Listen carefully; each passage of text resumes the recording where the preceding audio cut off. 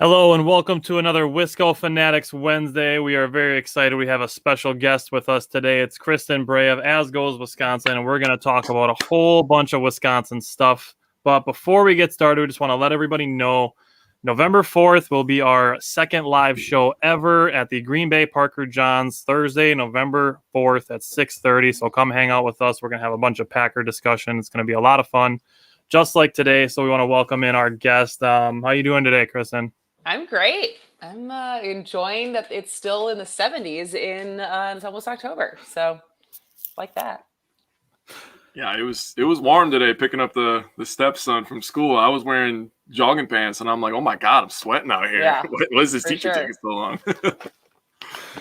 All right, so before we start asking you questions, I want to know, what did you think of the game on Sunday night? I mean, obviously very happy with the outcome, but I certainly when the 49ers scored. So I should give background. So I lived in San Francisco for 6 years. So and I've never had a more intense football watching experience than going, because it was when Candlestick was still there. And so I went in my Packers jersey. It was fall 2013 and we lost. We lost the game. I still feared for my life. Like the amount, like how aggressive 49ers fans. So I kept watching the game and just having that flashback of like watching all the Packer fans are there. I was like, please get out alive. Cause like we lost. And I was thinking that I was going to get like beat up. So that's the context I go into watching the 49er Packer games now. But I thought, I definitely, because of, I think still from week one, was thinking like, oh, they scored, we're not going to blow this out. But my boyfriend was like, nope, we're winning this game. And then we did. And so that was, I just love all the memes that of all the, like the Packer fans who were there. They're like, oh yeah, they're cheering. There's 37 seconds left. Like, we'll see how this goes. I feel very bad that you have PTSD still from 2013 about 49ers fans. It was just, I think I've been so spoiled we're all so spoiled of like, not just Packer fans, but Wisconsin fans in general are just really nice. Like I have a buddy who's Trae Young's agent, and he came in for the first game, and he was like, everyone here is so nice. Like everyone that I've dealt with in the Bucks, like in the Bucks franchise, all the people I've met, like everyone is just so nice. And so I feel like I got really spoiled of just thinking about how nice fans are and like how and like didn't realize how, and especially like my friends who were 49ers fans and lived in San Francisco, like we would like cordially like joke with each other about like competitive stuff, but like no, I was never like thinking as my life was gonna get threatened. Yeah. But I feel like that happens between like Oakland. You hear a story about like Oakland or like when the Raiders were in Oakland, like Eagles fans are supposedly like the worst. And yeah, 49ers fans, not very nice. You know, I got two things on that. One, you don't really realize how nice Wisconsin people are until you travel, right? Like I've traveled to, Albuquerque. I've traveled to Phoenix. I have a buddy out there. And, you say hi or how you doing or how's your day in Wisconsin, and people be like, oh, good, how you doing? Out there, they're just kind of looking at you like, the hell are you talking to me for, man? Yeah. I don't know you. And then Vikings fans are pretty bad. I went to the game. This was a couple years ago, year before LaFleur was here. And the Vikings came in. That's when they went to the NFC Championship game and got beat up by the Eagles. But me and my buddy sat in the section with all Vikings fans. Oh, my God, they were terrible, dude. Really? They were terrible the whole game, and it was freezing. And I was just like, bro, I'm just not enjoying this. I spent so much money on these tickets. It was for his birthday and everything. And I was like, that sucked.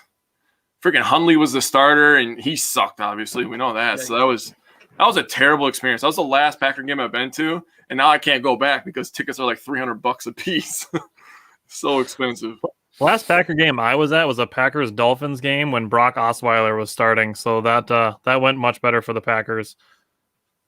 Yeah. That's a good one. So our buddy James said there's Southern hospitality is a real thing. So maybe we'll have to travel south instead of southwest.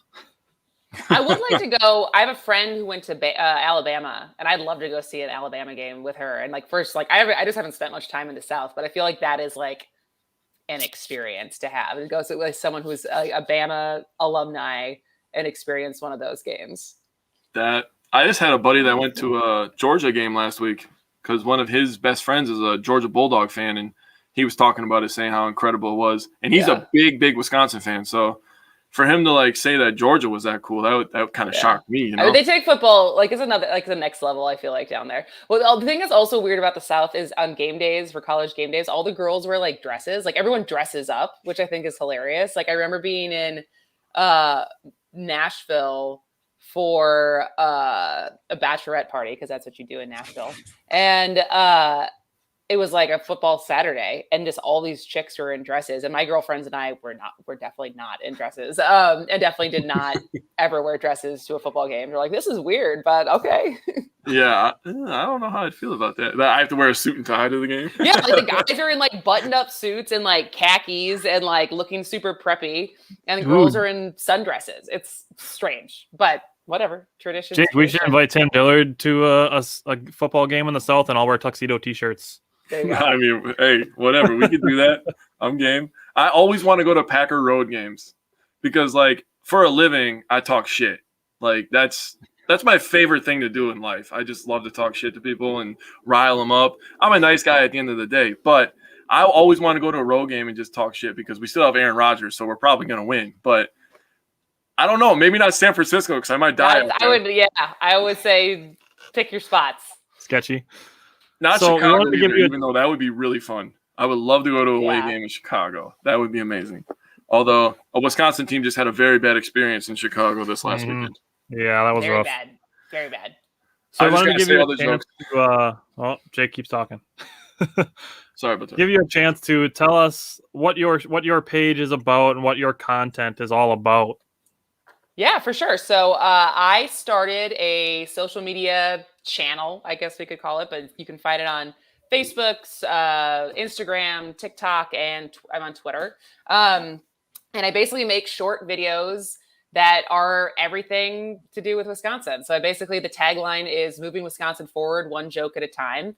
And while its original mission when I started it last year was to get out the vote. And so a lot of the videos last year were showing people how to get their absentee ballot, how to register to vote, reminding people to vote, talking about different candidates who are running, but all in the context of Wisconsin, because I feel like, there's so much national news that you can get. There's so many different outlets that cover, you have Vox, you got Vice, you got CNN, you got MSNBC, you got Fox, there's just so many shows out there that cover national stuff. And not that we don't have great local journalists, but I feel like the way to get local and state news is there's not as much like entertaining fun stuff. And so I was like, how do I kind of take what like the Daily Show or Last Week Tonight or some of these like political comedians do, but like do it for Wisconsin. And so last year was mostly a lot of voting stuff. And then once the election was over, I was like, all right, how do I evolve this? And it kind of became like a lot of politics and news, but it's also, I'm a huge sports fan. So it feels like really fun to do all this, like the sports stuff. I've done a couple of videos where like when I went up north, I covered like going up to like the Minocqua area because I'd never been up there.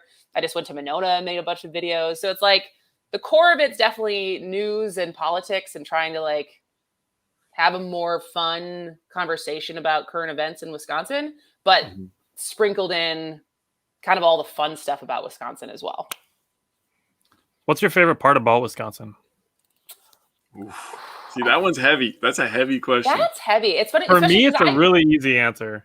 So the thing for me is like, I was gone for 17 years. So I moved to LA when I was 16 to be an actress. I grew up in Madison.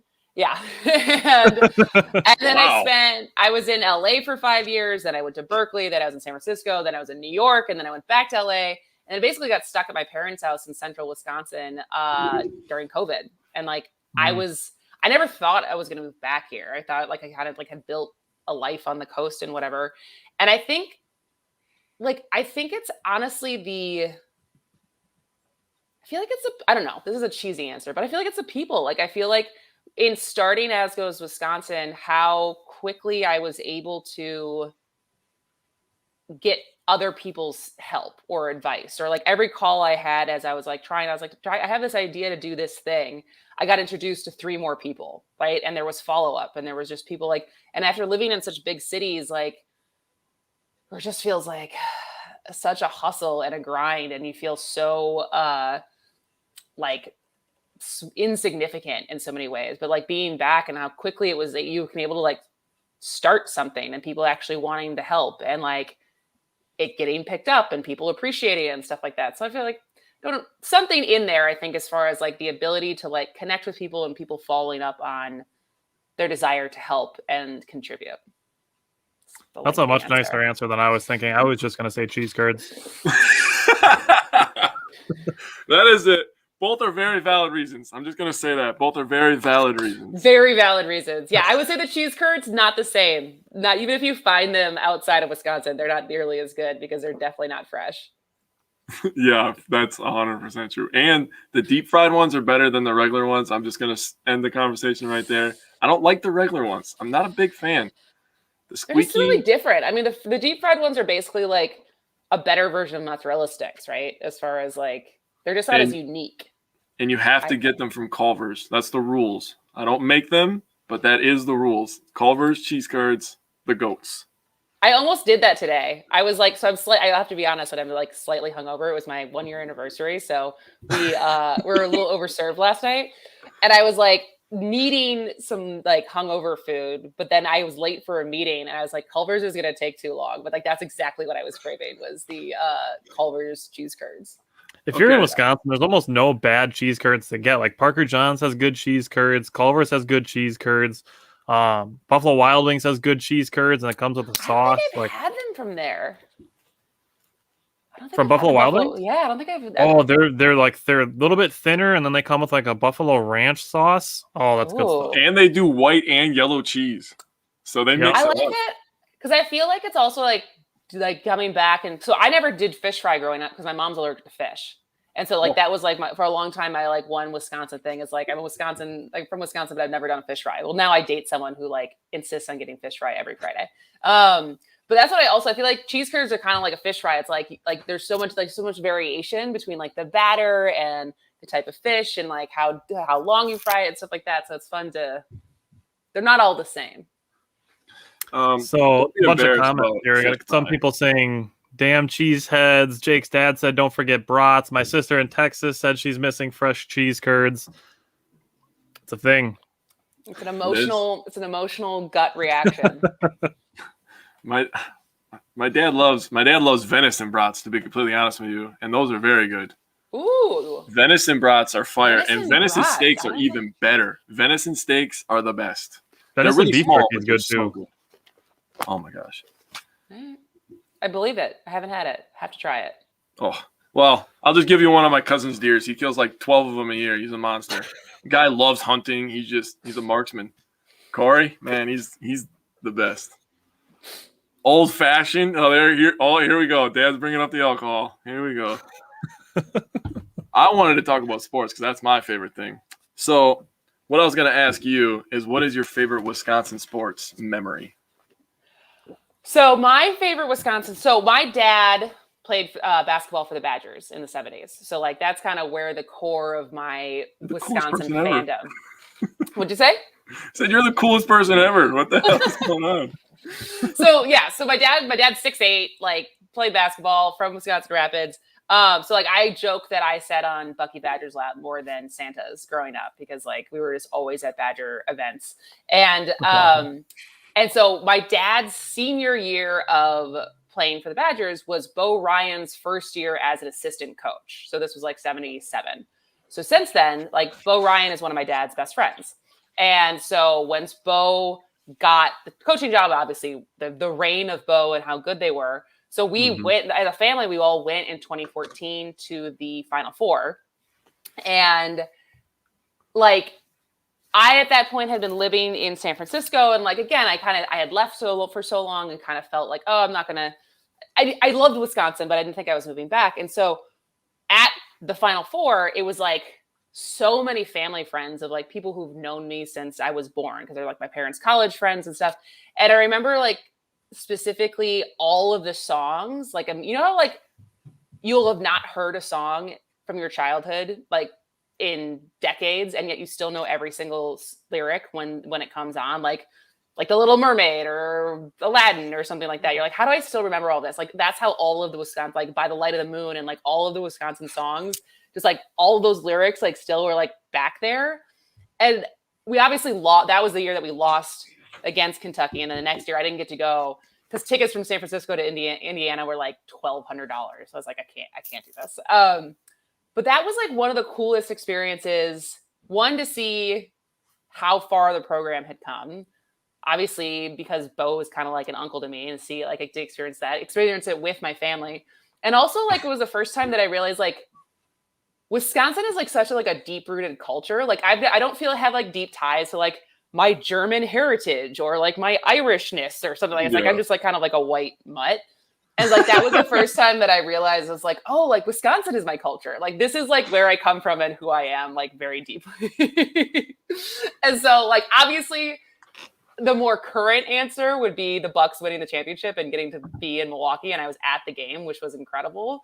So like that's like a tie, but I feel like that first one is like set the stage for me. Like it was inevitable that I was going to come back to Wisconsin. Okay, I actually have a response. Oh my God. So you know how everybody says they were at that Bucks game? I believe you, by the way. I'm not saying I don't. But I got pictures. It's on our Instagram. There was like a bazillion people there.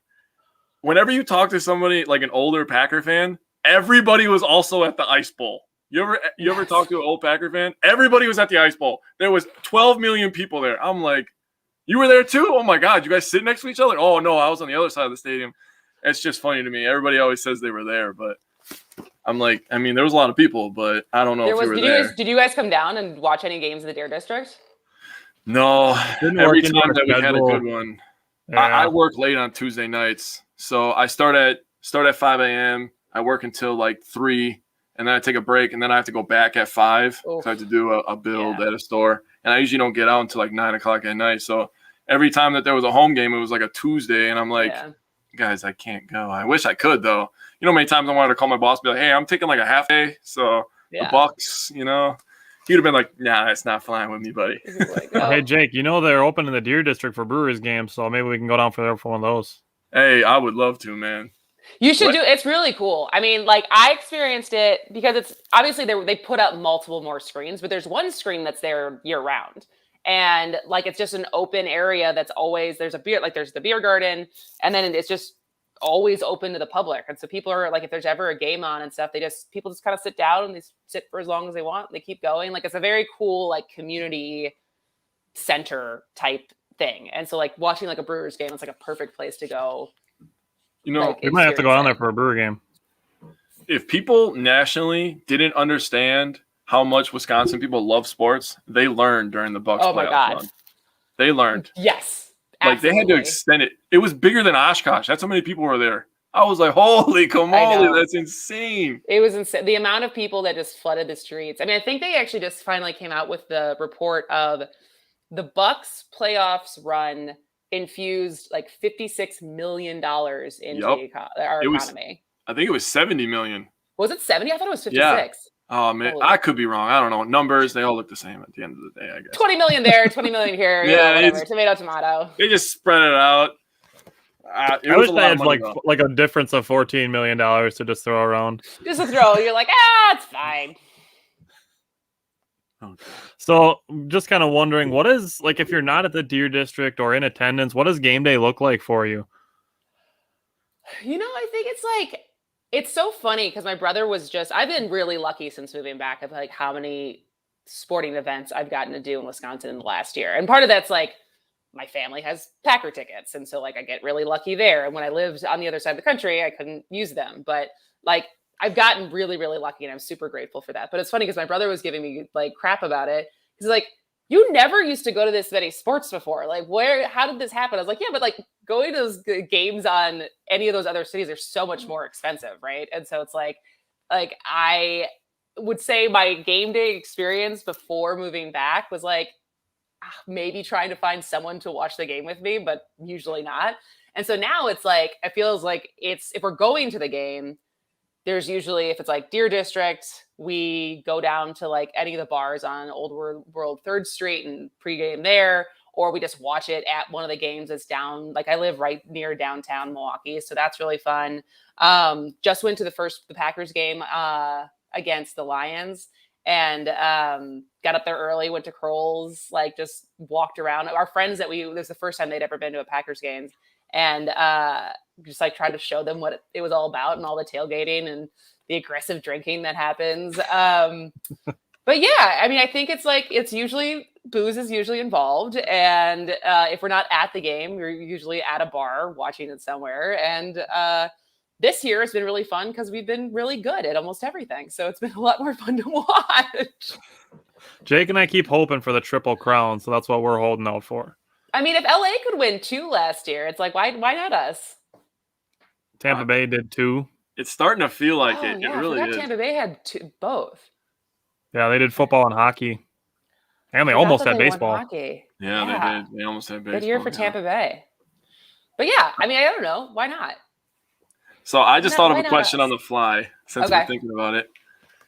Do you want Wisconsin to get – are you into hockey, first of all? And how would you support a NHL team in Wisconsin? I have – like, I don't follow hockey. But I have often said that I feel like hockey has to be the hardest sport to play. Oh, easily. Like no debate. Like the skill it takes to go that fast and have that much like hand-eye coordination on skates, and get hit, and like just the entire like what it takes to be a good hockey player, and how early you have to start, and the muscle memory of like just being able to like do what they do on skates. So like I have a whole lot of respect for hockey, but I feel like it was not one of the sports I grew up with. So like my understanding of the actual rules or the game or anything is like I just don't have the same level of like understanding. But that's not to say that like if we got, I mean, you know, go Admirals, but like I would love, yeah, it'd be awesome. I mean, it's only better for Wisconsin. Like my whole thing is like, how do we continue to get more people to move to Wisconsin? Like our population is stagnant, if not declining, besides Dane County. And so it's like, how do we continue to get people like not leave, move back, move for the first time? And I feel like another major sporting team would only enhance that, right? Right. Yeah, there's only one person I don't want moving out of Wisconsin, and that's Aaron Rodgers. I don't care about anybody else. I'm just kidding. Good luck, man. Although I will say that was like the first time I feel like I've seen him like joyful on Sunday night.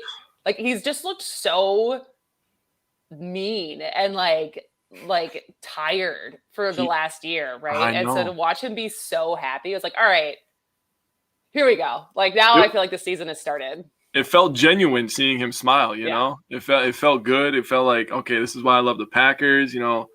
I hate like when I'm watching my sports and I feel like I'm more emotionally invested than the players. Nothing bothers me more. I spend so much money on their merchandise and moving my schedule around to watch their games, and like, why do I care more than you? Nothing would bother me more. So I understand why people feel that way about Rodgers when he's sitting on the sideline, looks like he's pouting, you know, but Sunday night, he was the man. And I'm probably going to gush over him for about 40 minutes when we cover the Packers. He's my guy, dude. You should have you gone to any Admirals games? My in-laws got me into hockey in like 2013, and Admirals games are really cheap entertainment. I'm trying to get Jake into it, so I'm gonna have to try and get Jake to an Admirals game this year. It's really fun to watch. They took last year off during COVID. Yeah, so they did. I haven't they gotten to played go. With Chicago. Yeah. And so once they start again, like I'm definitely gonna go, but I didn't have the option to go last year. But my boyfriend's a huge fan. He's got his like Admirals jersey, and like he definitely goes and watches, like has watched the games and stuff like that. I also haven't been to a Wave game, the professional indoor soccer team. I also haven't been to the Forward game, the professional team that's in Madison either. So lots of sports. Oh wow. Yeah, I don't dabble into soccer. Never been into soccer. Not even for the World Cup? No, nope. I don't really. I'm not one of those people that's gonna fake it for 3 weeks, pretend that I care about soccer. I am what I am. I don't know. I mean, go USA, yeah. I mean, I'm all about that, but I don't. How do you feel about the Olympics? Did you watch the Olympics? Oh yeah, I love the Olympics. The Olympics are cool because you get like those rare sports like javelin and all that stuff. That's cool to watch. And I like the Olympic basketball because I'm a huge basketball guy, but soccer's just never really been my thing, I guess. I don't know. Well, that's okay. I like scoring. So like seeing a soccer game that after like 3.5 hours is like 1-0 and all it happens is like running around. 90 minutes too. Like, oh my God. You want me to sit there for an hour and a half and watch? I feel yeah. Baseball's also you could make the argument that baseball's as slow as soccer in a lot of ways. But as far as pace is concerned, yeah, but like for Brewers fans, like watching Corbin Burns do what he does, like that's so fun to watch. And then like bringing up a guy like Devin Williams who broke his hand today punching a wall, but like watching his changeup and like seeing the way that he moves the ball, and it's fun to watch that way. Plus, for me, this is just this year specifically, but the addition of Willy Adames has made the Brewers so fun to watch because no matter whether he's healthy or, just having a day of rest, like just watching Willy Adames do what he does is so fun. And like, I feel like I'd want to be Willy Adames's friend because he just seems like such a fun guy. So that's for me. I enjoy baseball a lot. So I think that's the point, though. I think there's something to be said about like understanding the sport enough to understand like the small things about what you're watching for, like what makes it fun. So like for like a layman person to watch, either whether it's soccer or for me hockey or baseball, I'll be like, I don't know, like there's no action, right? But if you know like what makes a pitcher really good or what makes a kick like one of the kick moves that they do, even if they don't score, like how incredible that move was or whatever, right? Like it's like it feels like whether you played or whatever, just like the appreciation of like the little things is probably why for one person one sport is boring, but the other one is like endlessly entertaining. Oh yeah, and soccer is definitely one of those sports like that. If you go to Europe, you have to call it football, but like it's definitely a huge worldwide sports, but it's just I guess to your point, it's just something I never got into and learned about, but yeah, I stick with baseball.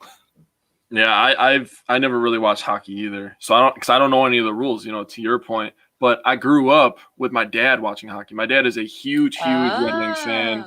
He loves Stevie Y. Like I bought him a sweater for Christmas one year, and he watches all the games. Man, he loves hockey. But I don't know. I never got into it. I just stuck with football and basketball. That was my thing. I'll get you to an Admirals game this year, Jake. Those are my two favorite sports to watch, and largely because like those were the two. Like basketball, I know really well because I grew up playing, and obviously with my dad and stuff.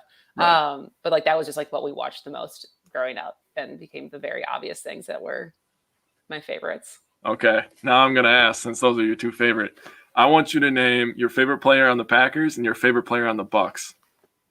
Oh well, all time or current? Current. Ooh, I mean, all time is tricky. It's really hard not to say Giannis because Giannis is just so charming and like he's just like every time he opens his mouth, it's just like the most endearing thing. And he's obviously like an unbelievable player to watch. So I feel like that's the very obvious answer. But I think for like who he is both on the court and as a human, like Drew Holiday is like next level. Like also what him and his wife do for like they moved to Milwaukee and like what they've done in the community. I think he is like a silent, like let my actions speak louder than my words type guy. And he's and like the way that he played in the Olympics and stuff. Like I think Drew Holiday is awesome. Like and just like he's just great. And then Packers again. Aaron Rodgers feels like the obvious pick. But I don't know. I really like Zadarius Smith. Like I can't wait to and Bakhtiari. Like I think the joy, like the childish joy that Bakhtiari brings to like all the stuff that he does and the way he chugs his beer and stuff like that. Like he's also very fun to watch, and I'm excited for both of them to be playing again. So you're interesting about the phrase childish joy and chugging beer came in the same sentence. Yeah, I mean. That was pretty good. I was going to say about Giannis can just be your favorite human because he's got the most purest heart of all time. Like he loves his kid. He loves his family. Like, and then he just goes out there and he dunks on your 7-footer. Yeah, I know. You see my girlfriend just showed me this on Instagram. His wife posted a picture of his oldest son kissing. Yeah, I was like, it's really sweet. I mean, no, I know. He's just the way he is with his whole family and like how they all live together. And like there is in the story, just the story that like they were dirt poor, that he was literally paid to play basketball because he wanted to play football. Yeah. And now all three of his brothers and him, 3 have a ring. And one is about to probably, I think, did Alex get picked on the team yet? I know he was like practicing. He was with the Bucks in Indiana. training camp. I don't know if he's going to make the team or not yet. Jake and I are going to do a Bucks primer in the next couple of weeks here. Yeah. And as preseason and training camp stuff kind of starts to go, we'll see what happens with that. But I think 2 weeks from now, I think is when Jake and I are going to do our Bucks primer. So, well, he also won a Summer League championship with the Kings. So technically, all 4 are champions. So it's amazing that like none of these guys were even playing until they were like 13 or 14, and now they're as a family they're like dominating the sport. I think the most incredible story about them out of everything, selling CDs, everything, was that Thanasis and Giannis shared the same pair of shoes when they played over in Greece. That is the most incredible story. Like Thanasis would come out, give the shoes to Giannis, he would go dunk on some people, give the shoes back. I'm like, that is mind-boggling. Honestly, that's how I feel. It's I was talking to some people who are closer with the team, and I heard a story of that. Like he is, despite having the largest basketball contract ever, he's still a very frugal person who came from very meager beginnings. And so I heard a story about him like playing poker, and like he like asked like halfway in he started losing, so he like requested that the buy-in be like lower. He's like, no, that's just going to be $20 a game now or something like that. And just like, he was like too rich for his blood. But the even better one was I had 2 friends who were in town in Milwaukee who don't really follow sports. And so they were at some baby store, and they're like, they saw this massive, tall, skinny human being. And they're like, this guy has to play basketball, and did not recognize that it was Giannis. And so the clerk like looks at them and he's like, do you know who that is? And they go, no. He's like, that's Giannis. They're like, oh, okay. And then they proceeded to watch it because he checked out before they did. And for 10 minutes, he was just like inspecting the receipt to make sure like everything was, and this was like 2 weeks after he had just signed his huge contract. And so like, but still like, gotta make sure. It's like old habits die hard. They charged me 38 cents more than I did. Yeah, like, I don't think this is what this was supposed to cost. You double charge me. It's cool now that he's in the ownership with the Brewers too. So he's really rooting himself in Milwaukee, and I think he's going to end up being a lifetime Buck. How did you celebrate the Bucks championship? So like I said, we got extremely lucky and got to actually go to the game. And then we basically just bar hopped for the rest of the night afterwards. Like we just met up with other friends. There was just like everyone was just on the street. Like the street was insane, like how many people were down here. And I was pretty I was feeling it the next day, but it was still really happy. I feel like I woke up the next day and I was just like scrolling through Twitter, and I feel like I was just like weeping because of just how happy so many people were and all the stories, and like, and like, especially being in Milwaukee, like there's such a like chip, like Milwaukee as like a city has like such a chip on its shoulder, right? Like there was like the whole terrible city thing that happened with Stephen A. Smith earlier on, but like also like in the state, I feel like there's like political pundits in the way that they talk about like the Milwaukee. I feel like Milwaukee ends often as like people are not very like nice to the city, and so like the fact that like these lifelong Bucks fans and lifelong like Milwaukee people got this, it was awesome. Like it was just awesome to see how much it meant to so many people, and like the power of what sports can actually do, right? Sports has always been my escape from life. No matter what was happening when I was younger, I got really connected to Giannis or LeBron. I mean, when I was younger. So LeBron's actually my favorite athlete of all time, because whenever I was having a bad day at school or bad day at home or whatever, I would always be able to turn on the TV and be like, LeBron's there dunking on people. Like, I'm okay. Life is going to be okay. I got to wake up tomorrow and go to school, So sports has always been my escape. That's why I'm willing to move other people's birthdays to watch a Packer game. I'm sorry that your birthday is at 12 o'clock, but the Packers play the Steelers, so I'm sorry. It is what it is. That's just always how it's been for me, So I got a question. What motivated you to come onto our show? I mean, I think like I'm one. This is not.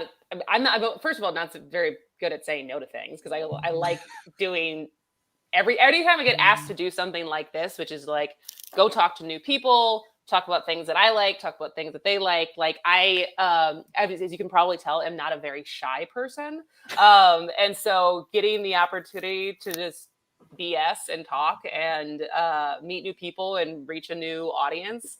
Like that's always fun, right? And like you said, like you guys obviously, as you can see, everyone who's on here listening right now, like there is something about Wisconsin sports. Like I think, obviously, like I said with As Goes Wisconsin, like everything is centered on Wisconsin. And I would say like the cheese and the food, like there's like those quintessential Wisconsin things that are kind of like when you're writing jokes or whatever, that are like easy, like low hanging fruit. But like so like the sports thing for me is like huge. Like I like all of Wisconsin sports, and like that's very easy for me to tap into. Like the one kind of big part of Wisconsin that is like very much not my thing is all like the hunting, fishing, like outdoorsman type stuff. Like grew up in Madison. My dad is not a camper. And so like that part of Wisconsin culture is more fish out of water stuff. But like with sports, I feel very much at home. So obviously this is what you guys live and breathe. And so when you asked me, I was like, I'm certainly not going to be like the facts and figures. Like I'm not going to be able to do that. But as far as like passion, like I'm here for it. The facts and figures, we'll definitely take care of that after we say bye. But while we still have you, you're actually the first female guest that we've had on our show. We've only had a handful of guests, but it's actually really cool that it just came just a week after the Bucks announced their new play-by-play announcer is Lisa Byington. So we kind of wanted your opinion on that hire. She's the first female play-by-play announcer in major professional sports. I mean, I think it's awesome. I don't know a ton about her, like as far as like I said, I don't follow like announcers' careers. Like I feel like I could like I know Aaron Andrews, but like like I don't know a ton of the world of like that whole media side of things. But like I think it's great. I mean, I think the advantage of different voices and the different perspective, whether it's by race, by gender, by whatever, like when you can come at it from a different point of view, makes you stand out and makes you say something that's more interesting. Cause like, how often do you listen to announcers who just feel the pressure to like fill airtime and they just say the most asinine, like annoying, like what listening to Tony Romo call like anything is just painful. And so like getting people with different voices, and obviously if she's the first woman, she's probably really, really good, because I don't think they just give that job to the first woman ever if she's mediocre. And so like I'm excited. Well, I listened to some of her. Sorry, I'm gonna go real quick. Don't listen to the game this Sunday because Tony Romo is calling our game against the Steelers. I'll go to a bar. I'll go to the bar where they won't have necessarily all the sound on. I can just drink and watch. I would much rather listen to Tony Romo than Joe Buck and Troy Aikman. So I mean, that's fair. There's that. We listened to some of her stuff last week right before the show started. She's done a lot of college football and college basketball. She sounds really good, so I'm excited for her. My dad actually just commented Marcus Johnson has some of the great comments when he's on the broadcast. Marcus Johnson will be sticking around, so there will be some Lisa Byington, Marcus Johnson, play-by-play color commentary days. So Marcus Johnson is sticking around. He's fun to listen to as well. Zora Stevenson is sticking around, but it's kind of like a under the radar kind of deal because we're so used to Jim Paschke because he's been around for 35 years. So then it's not something that has really been a topic of conversation because Jim Paschke's been such a constant.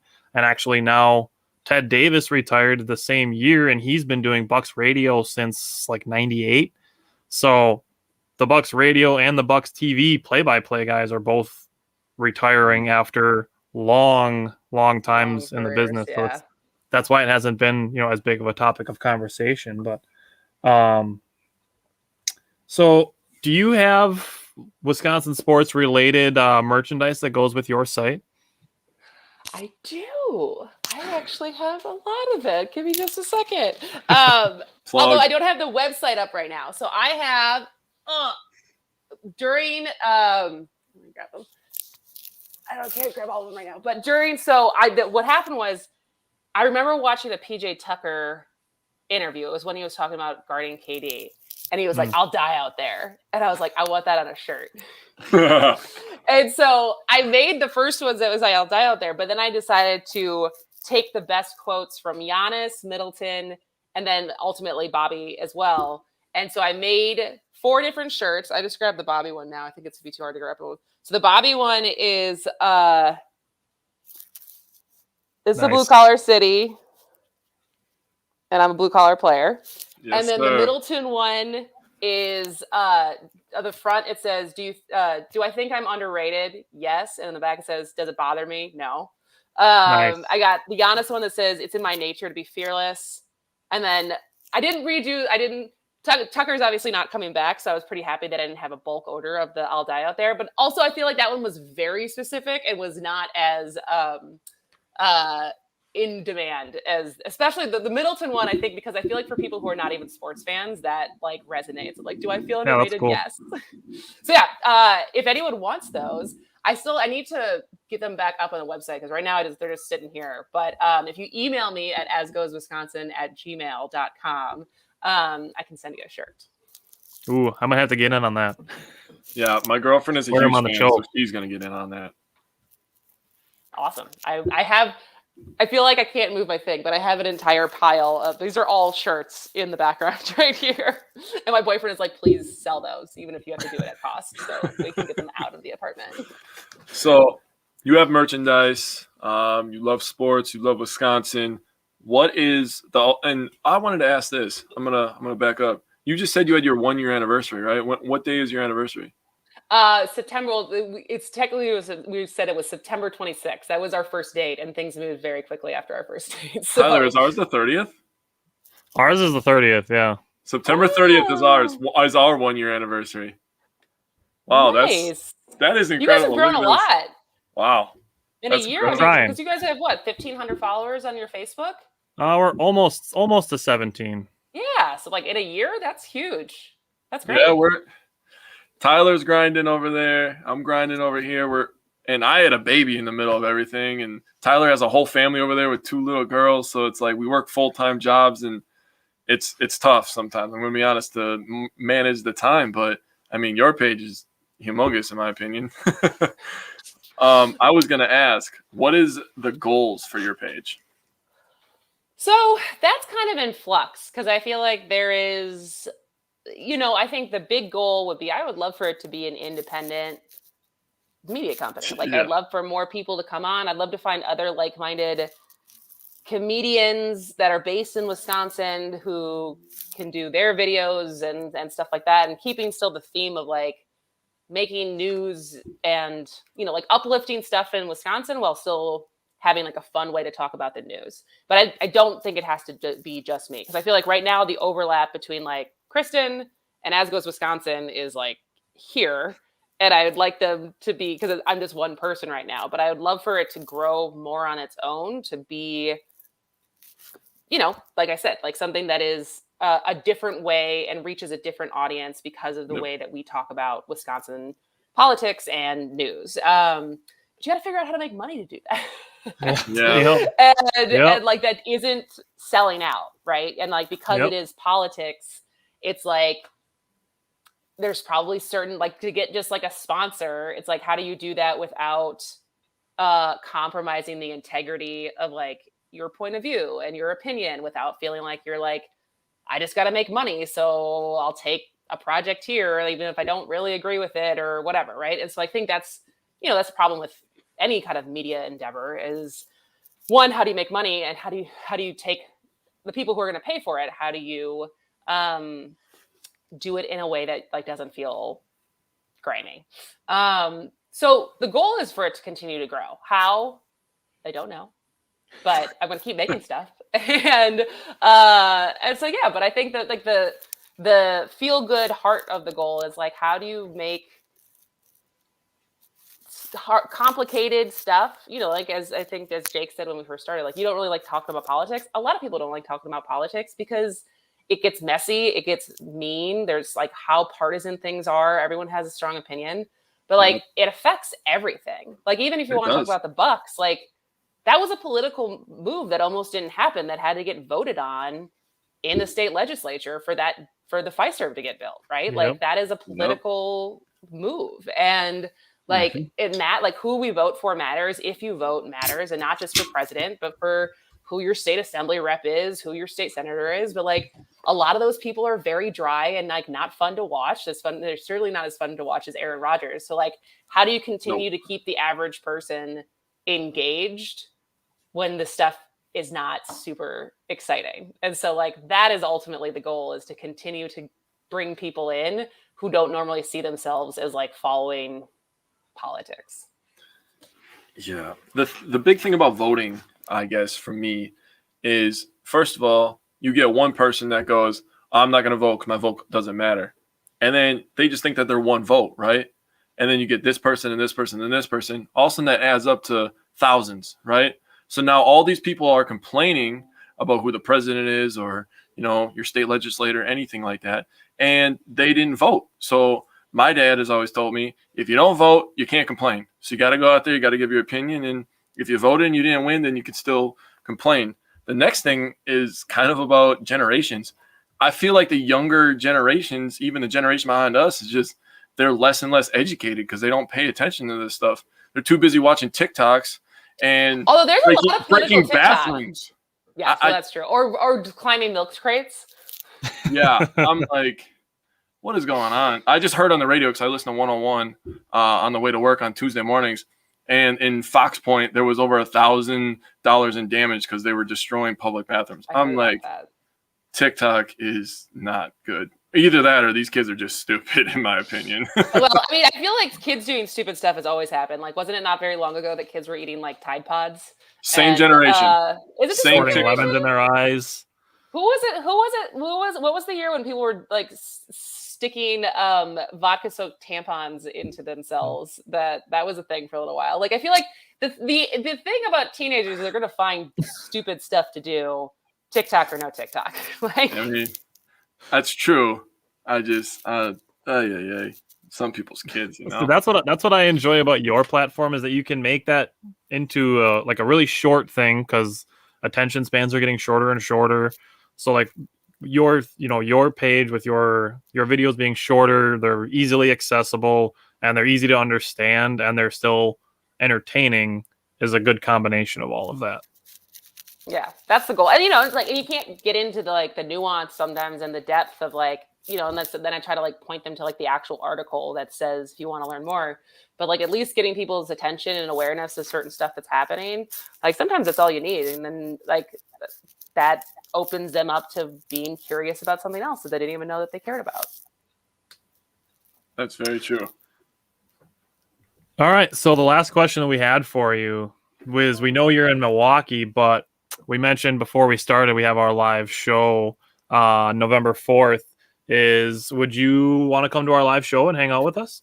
I definitely do. So I am a yes, unless, so my boyfriend might be running in the LA Marathon. Oh, okay. And so if I have to go to that, because that's on the 6th, but it doesn't Okay. mean, so a tentative yes. If I am in Wisconsin, yes. Okay. How's that? I'll give you 2 reasons to come. First of all, my kid is adorable. You want to meet my kid. I saw some pictures on Facebook. She's pretty cute. Yes, thank you very much. I made that. It was awesome. My girlfriend did a lot of work too. My girlfriend's a huge fan, and you get to watch my dad get a pie shoved in his face for my stepson. Yep, that's happening. Will be awesome. Did he lose a bet? Why is this happening? He did. That is one of the hallmarks of our show, actually, is pie bets. I haven't lost one yet. Jake's lost 2 already, and Jake's dad has to take one. The one that we're doing at the live show in Green Bay is for the hot dog eating contest, which was actually Jake's dad's idea to bet on. So we all guessed how many hot dogs that Joe Chestnut was going to eat during the 4th of July weekend hot dog eating contest. And Jake's dad was the farthest away, so he has to take a pie in the face. So that's one of the things that we do with our show. My sister-in-law, this is her only type of bet she does. She does push-up bets and pie in the face bets, and that's all she does. So I'm a big fan. Already on board. I'm going to tell you. My dad gave me a pie to the face, the first one. I thought he broke my freaking neck. I was like, Jesus, God, I couldn't react on camera, right? Then my girlfriend gave me my second one, and she was so nice about it. Like, It was like, you know, like you can She's like, get mad at "Here, your significant here." other, right? I thought she was gonna smash me. No, she's all like, boops me in the face with it. I'm like, man, I thought you were gonna kill me like my dad. oh my God, that's so funny. I've Yeah, never gotten a pie in the face. It's really not that bad. You know, the first one you take, after that, easy breezy. As long as your neck doesn't get broken. Yeah, my dad, he's like, I didn't hit you that hard. I'm like, Dad, I got whiplash. I'm telling you, you broke my neck. That's such a dad thing to say. Call a too. personal injury lawyer. That's funny. That's such a dad thing to say too. Is I didn't even hit you that hard. Walk it Yes, off. you did. Yeah, rub some dirt on it. Walk it off. You're fine. So my dad. Oh man. The amount of like broken fingers and jammed fingers and like how many times I play basketball hurt because my dad's like, you're fine. I'm like, okay, yeah, I'm fine. Yeah, my dad tried to make me walk off a fractured elbow once, so that happened. Oh my God. I have a funny story with that. So this is like, will maybe give you some insight of how competitive I am. So I was in college and I'm tall. I'm 5'10", so I'm a tallish woman. And Jake and I will make you look short. Great. So I had been asked to play on a co-ed intramural league. I was like, yeah, that sounds fun. And like most intramural leagues, you have to have 2 girls on the court all the time. But they had a stupid rule where the guys couldn't go in the lane on offense or defense. So you had guys driving to the lane and then like horizontally propelling themselves to like shoot a layup. So they're like shooting like this because they can't do it normally. So it was a stupid rule, but that's why they always want to tell like post players. So it's one of my first games playing with them, and I'm like first half I am like dominating. Like the girl can't. I was feeling very proud of myself of like how good I was playing. And then a guy proceeds to drive to the lane but can't go in the lane. I decide to take a charge, and this guy just dump trucks me, like hits me so hard I go flying and I land on my elbow. And I get the block. I don't even get the charge. I get the block. So I get up. I'm like, oh, that hurts. Like that hurts a lot. But we only had 3 girls. So I continue to play the entire second half. I'm awful the second half. And I go home and I fall asleep with like frozen peas on my arm, being like, this really hurts. And I wake up the next day and I like can't lift it like past. I can't lift my arm. So I go to the student like health center and they take an X-ray. They're like, oh yeah, you broke your elbow. It's like. And my dad, my brother, my boyfriend at the time, all basketball players were like, what's wrong with you? It's an IMT like league game. Like, why didn't you take a charge? Yeah, who does that? That's like me going to open gym on Sunday and be like, yeah, charge. I'm going to take a charge. No. It's just like the part of me that was like a freshman in high school that was still bigger than all the boys was like back there. And I was like, no, you're not. Like, you're just not anymore. Yeah, I have 2 screws in my elbow now. Ugh. I remember that. It's because they put some weird shit on the floor. Their janitor like did something weird on the floor and it was slippery all over the place, and yeah, I just landed weird. Good times. Sucks. Was it your dominant hand or non-dominant? The dominant. Oh, that sucks. Yeah, that was 6 weeks of watching on the sidelines in a sweater vest. Yeah, you can't even like. Were you like trying to eat with your non-dominant hand and everything? So like eating wasn't bad, but like taking notes in school. So like I had to like rest my arm on the table and then like move my notebook with my other hand because I could move my wrist but not my elbow. That was Yeah. You forget how like as I was like couldn't wash my own hair. It was like trying to do this and like wash my hair. I was like, well, this is awful. So yeah, doing it with your like. And I still had my dominant hand. I was just like, oh, you forget how many things you need 2 hands to do.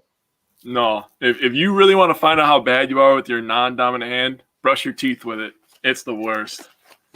I broke my wrist when I was a younger kid, and I had to brush my teeth with my left hand. Oh, man. I'm sure. Oh, I could have made videos back then, and people would have laughed at me. I was like, it was bad, dude. I couldn't hold a toothbrush. My thumb was like, and I would have to go like this, and it just would have been bad. Oh, my goodness.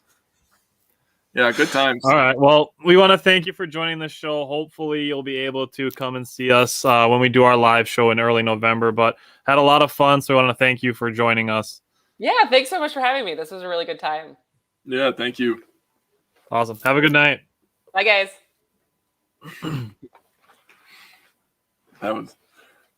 I got to say, I'm going to pat our backs real quick. We're pretty goddamn good, man. We're not even a full year in. We're pretty goddamn good. That's how I feel. I knew that was gonna be fun, and like I pictured that as being entertaining. But when we have our guests on, we encourage the tangents, and that's when the fun is had on the show. Yeah. So I like All that right. she was telling stories about her moving away and stuff. That was interesting stuff, man. That was awesome. Jake, Isaac said he's gonna send you a left-handed toothbrush. Thanks, buddy. Hey, I needed it when I was like 12. I don't need it anymore. My stepson may need it though because he's left-handed actually. What a weirdo. That's weird. Left-handed people are weird. Hey, my grandma's left-handed, man. So is my mom. Really? Oh, wow. We're just finding all the left-handed people now. All right. So we asked Kristen about the Packer game, but I want to know your thoughts about the Packer game. Do you want to talk about the offense or the defense first? Because I mean, there's good and a little bit of bad on both sides, but it's mostly good. So what do you want to start with? I think we should start with offense this week. Let's start with offense. All right. So we'll recap this game, and then we're going to welcome in our second guest, Ryan, once we get to the preview. So let's talk about the offense first. I got to say, I was very impressed with the offense as far as talking to 49ers fans on Twitter a lot before the game. Was really annoying because they're all like, oh, Rodgers is going to be under pressure the entire game, and we're going to cover Devontae with linebackers. And it's like, you really think that that's how that entire game is going to go? Because when we talked about our preview last week, what I said I was going to be looking for was a lot of play action, wide receiver screens, and quick throws. Yep. And they actually showed a stat during the game of Rodgers when he threw the ball in 2.5 seconds or less. He was 16 for 16 on passes for 140 yards and a touchdown. So that first possession that they had, they ran a double fake. So Rodgers took it, faked the play action, faked a pass, and then he handed it off. I don't even remember. They ran 2 different fakes on the same play and then scored the touchdown. Yeah. So the way that they use the offense in different ways, and I got to say, actually, Cody sent me the full video of it, of Robert Tonyan doing a great job blocking and pushing down Joey Bosa. Was very impressive. I don't know if you want to give your thoughts on the offense before we name some stars, but I mean, I don't really have anything bad to say about the offense. Well, here's the first thing. When I turned the game on, the game started. We started with the ball, and you can tell, okay, this is what I do. I'm not saying everybody else has to do it, but when you watch and you look in those players' eyes, you can tell if their head's in it or not. You can do that with every sport. And when I looked in Rodgers' eyes and he's throwing perfect deep passes to Lazard on the first drive and he's hitting Devontae on the goal line in between 2 people, that's one of those footballs where he could throw it through a car wash and it wouldn't get wet. When I see that stuff, I was like, oh, yeah. That's when my confidence level goes from – because my confidence never wavers. I'm at an 80 all the time with my sports teams. If they lose, they lose. But that's when my confidence level goes from 80 to 100. When I see an MVP Rodgers, I'm like, dude, if our defense does anything, we're damn near untouchable right now. And Rodgers was locked in. The receivers were running good routes. And the offensive line, the makeshift offensive line did their shit. I love the double stars. I love them. I love them giving them the ability to double team and attack, run the ball. You got to run the ball. People don't understand, they're like, oh, the run's not working. They're getting 2 yards, 3 yards of carry. You have to allow those linemen to get a push and be aggressive every once in a while. Get their head into it. Now they're not going backwards all day getting hit. They're doing the hitting every once in a while. And that's why running the ball is so important to every offense. So, the offensive line was, other than Aaron Rodgers, because Aaron Rodgers was Aaron Rodgers, man. And Devontae was Devontae. I was most impressed with the offensive line. I thought that was absolutely amazing. Like Tyler said, 5 stars. It was amazing. They did a great job. They actually just mentioned it today that Runyon is going to be the starting left guard, probably, until things get healthy. I guess we'll have to see what happens. Maybe there are ideas to throw, Jenkins at the right guard spot. I don't know. The guy can move around anywhere, right? Yep. So maybe if Runyon's comfortable at left guard, and Bakhtiari comes back, they throw, him over at right guard, and we just kind of clean shit up over there. But the rookie's Newman's been doing good over there, So I got no two complaints. rookies on the offensive line. And Myers, dude. Myers is fantastic. That block where he double teamed and then got up to the second level, I'm like, the Packers always find linemen. And everybody was giving a shit for letting Lindsley go. Yep. Well, we let Treader go before we had Lindsley. And look what we turned Lindsley into. We just keep churning out centers and tackles and guards. And the Packers always are good on offensive line. They've always been great at that. We always have O-line and quarterback. It's no wonder we're always competing, right? Pretty simple.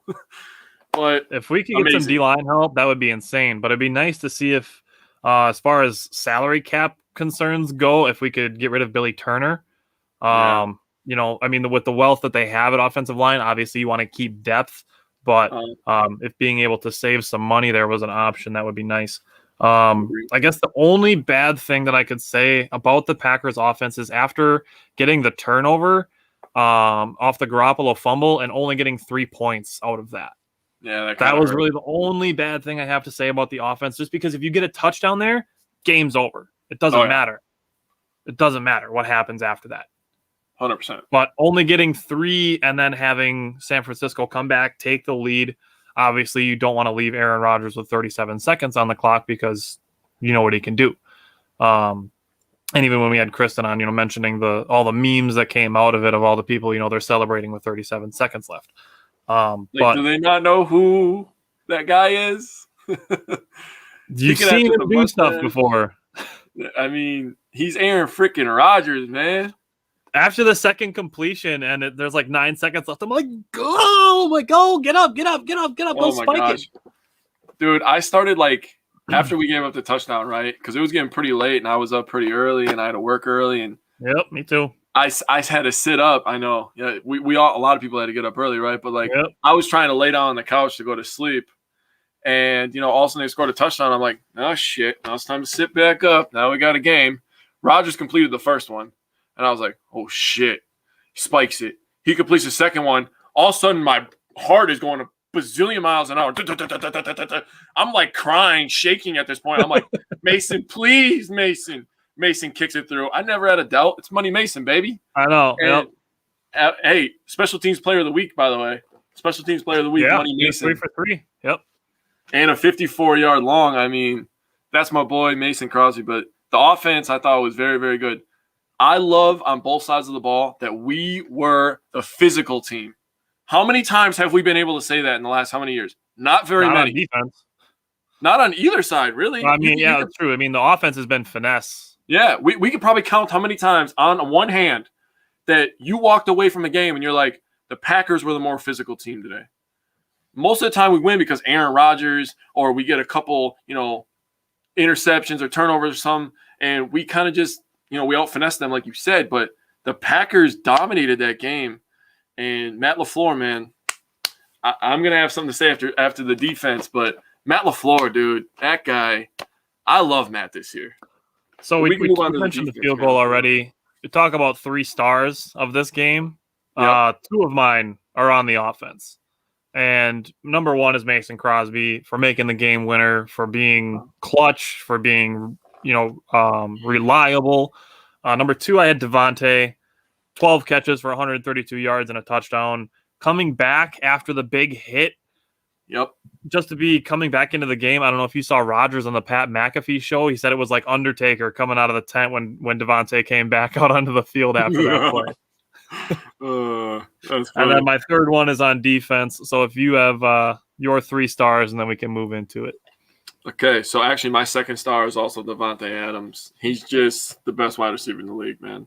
He is. He really is. He runs every route. He runs every route from every position on the field, right side, left side, slot.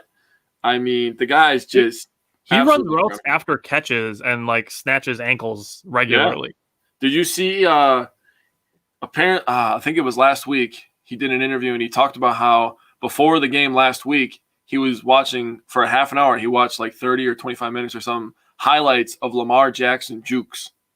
And he was trying to add some of that to his, repertoire. Cool. And so, I mean, if he starts juking people out like Lamar Jackson, and he's 6'2", and he's jumping over you, and he's wide open after every route, he's going to be more of a problem than he already was, and that's Yeah, scary to think about. He was targeted 18 times in this game and came down with 12 catches. Yeah, he's a monster. My number one star, for almost the same reason as you, was Rodgers. Okay. I said from the start of the game he was locked in, and Rodgers kind of has a cool, calm effect on fans. And the 49ers scored with 37 seconds. And I'm sure there was fans out there like, shit, we lost, this. Me, I was kind of on the fence. I'm just like, we got Aaron Rodgers. Rodgers, not a worry, not a See, and the only thing that I was thinking is like, San Francisco is going to be just guarding the sidelines like crazy. So they're going to have to do this quickly. And Rodgers puts his helmet on, and the first play that they ran was something that they made up at the end of practice on Thursday, a couple days prior to the game. And Rodgers goes over to Matt, and they change a couple of routes, with Cobb taking the safety away and, having Devontae come across the field. And, dude, it's just – Rodgers is just – he's clutch, and he doesn't get enough credit for that, in my opinion. So, for that reason, I have Rodgers as my number one star of the week. My third is also on defense. All right, my third is probably the same guy as Devondre Campbell for me.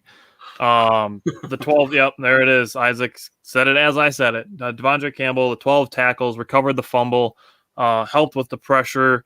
He was the defensive anchor after Chris Barnes went down.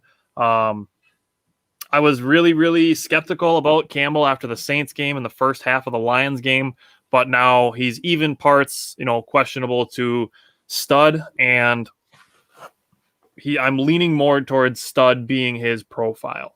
He looks like a steal of free agency, and he's been really a reliable middle linebacker, which is something that the Packers need, especially if Chris Barnes is unable to play against the Steelers. But what I said during this game was that Joe Barry needs to coach the defense all the time as if they're up by 3 points. Yep. That's when he was at his best. That's when they were getting pressure, when they were really forcing the issue, playing physical, like Jake said. Tyler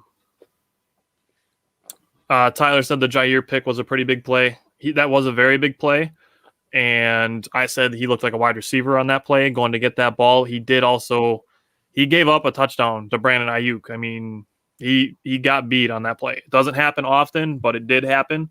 But he did. He kind of balanced out with the interception and the touchdown. So for me, getting more, we know what we have in Jair. So getting the more consistent play out of the middle linebacker position, which is something that's been lacking for a long time. For me, Devondre Campbell was a bigger part of this game. But what else did you see from this defense, Jake? Dude, I couldn't pick just one defensive player because I was impressed with multiple. And I didn't even write down some of the people that I was impressed with. I love Darnell Savage flying all over the field. Dude, he laid the thump on a couple plays. Dude, he was awesome. He was absolutely awesome. This is what we envisioned. He's finally able to read and react. I think he's at that speed now. And I think Barry's just kind of being like, man, go out there and play, dude. Be aggressive. Go for the ball. Do your thing. Just be a ball player. Be a ball hawk. And that's what he did. And Kenny Clark was awesome. But the two people I wrote down was great. Yes. Rashawn Gary and Preston Smith, the combination of those two and not giving up on plays was huge. Like there were so many players that they got blocked away from it, but then kept at it and then went and got pressure and forced incompletions and Garoppolo to pull the ball down and then he ended up fumbling. So those two continuing the pressure and not giving up on plays was huge for me. Yep. I wrote down Campbell as one, and then Preston Smith was my other one actually. He had 4 tackles, 3 solo, and he had 3 QB hits. But the most important thing that he did, him and Gary, I wanted to give credit to them both, was setting the edge. They both set the edge, didn't allow that shit to happen, and they were both just awesome. The Packers had 11 quarterback hits as a team. That is incredible. They got 3 from Preston, 2 from Gary, 2 from Garvin, a backup outside linebacker for us. Burks had 1, Lowry, Clark, and TJ Slayton had a quarterback hit. Yeah, he did. That Barry got told last week from Matt LaFleur to either coach coverage or coach pressure. And I am so freaking happy that they chose pressure. Make these quarterbacks uncomfortable. The only you have the secondary to cover against that.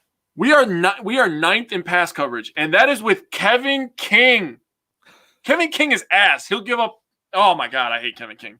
I'm hoping that he doesn't play this week because in the injury report, he was talking about how he might be back, blah, blah, blah. No, do not let Kevin King on this field. Our pass defense was awesome last week. We create pressure. They're going to throw it up. Jair's going to go get it. Darnell Savage is going to go get it. Like Stokes is going to knock it down. Is going to go get it. Like he's going to knock it down, dude. Outside of the penalty in the end zone, Stokes was fantastic. He covered Debo on a couple of plays. Dude. Yeah. Stokes is the man, dude. Yeah, Tyler, we saw that he's diagnosed with a concussion, but I just read a quote before the show that LaFleur said that he's working on it and getting better every day. So I guess we'll have to see. We'll have to see with Kevin King. He might play.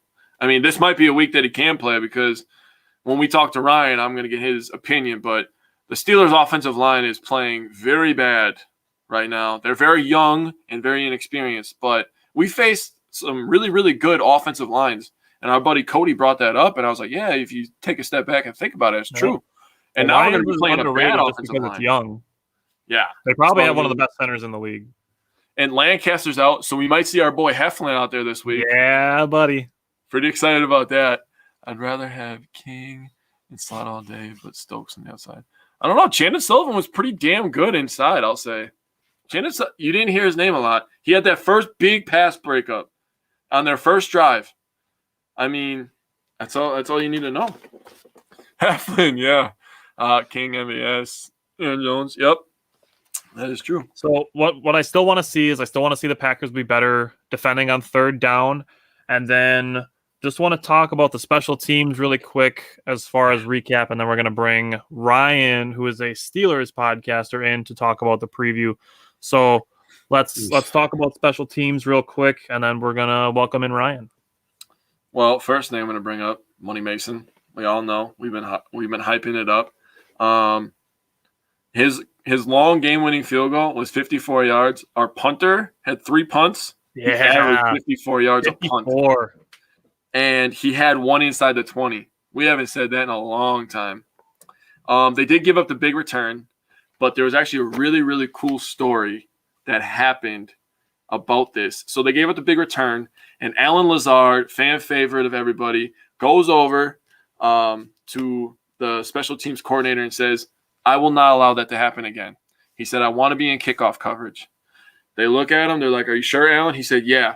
Alan was busting his ass and was the first player on the field. Every single punt and kick. And then another return happened. On the kickoffs, yep. Those are championship-level players.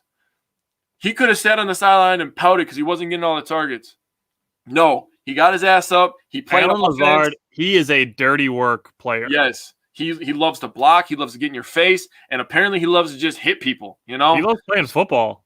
Yeah, so Alan Lazard, man, he should have been an honorable mention for 3 stars just because of that. But he does the dirty work to have those type of players.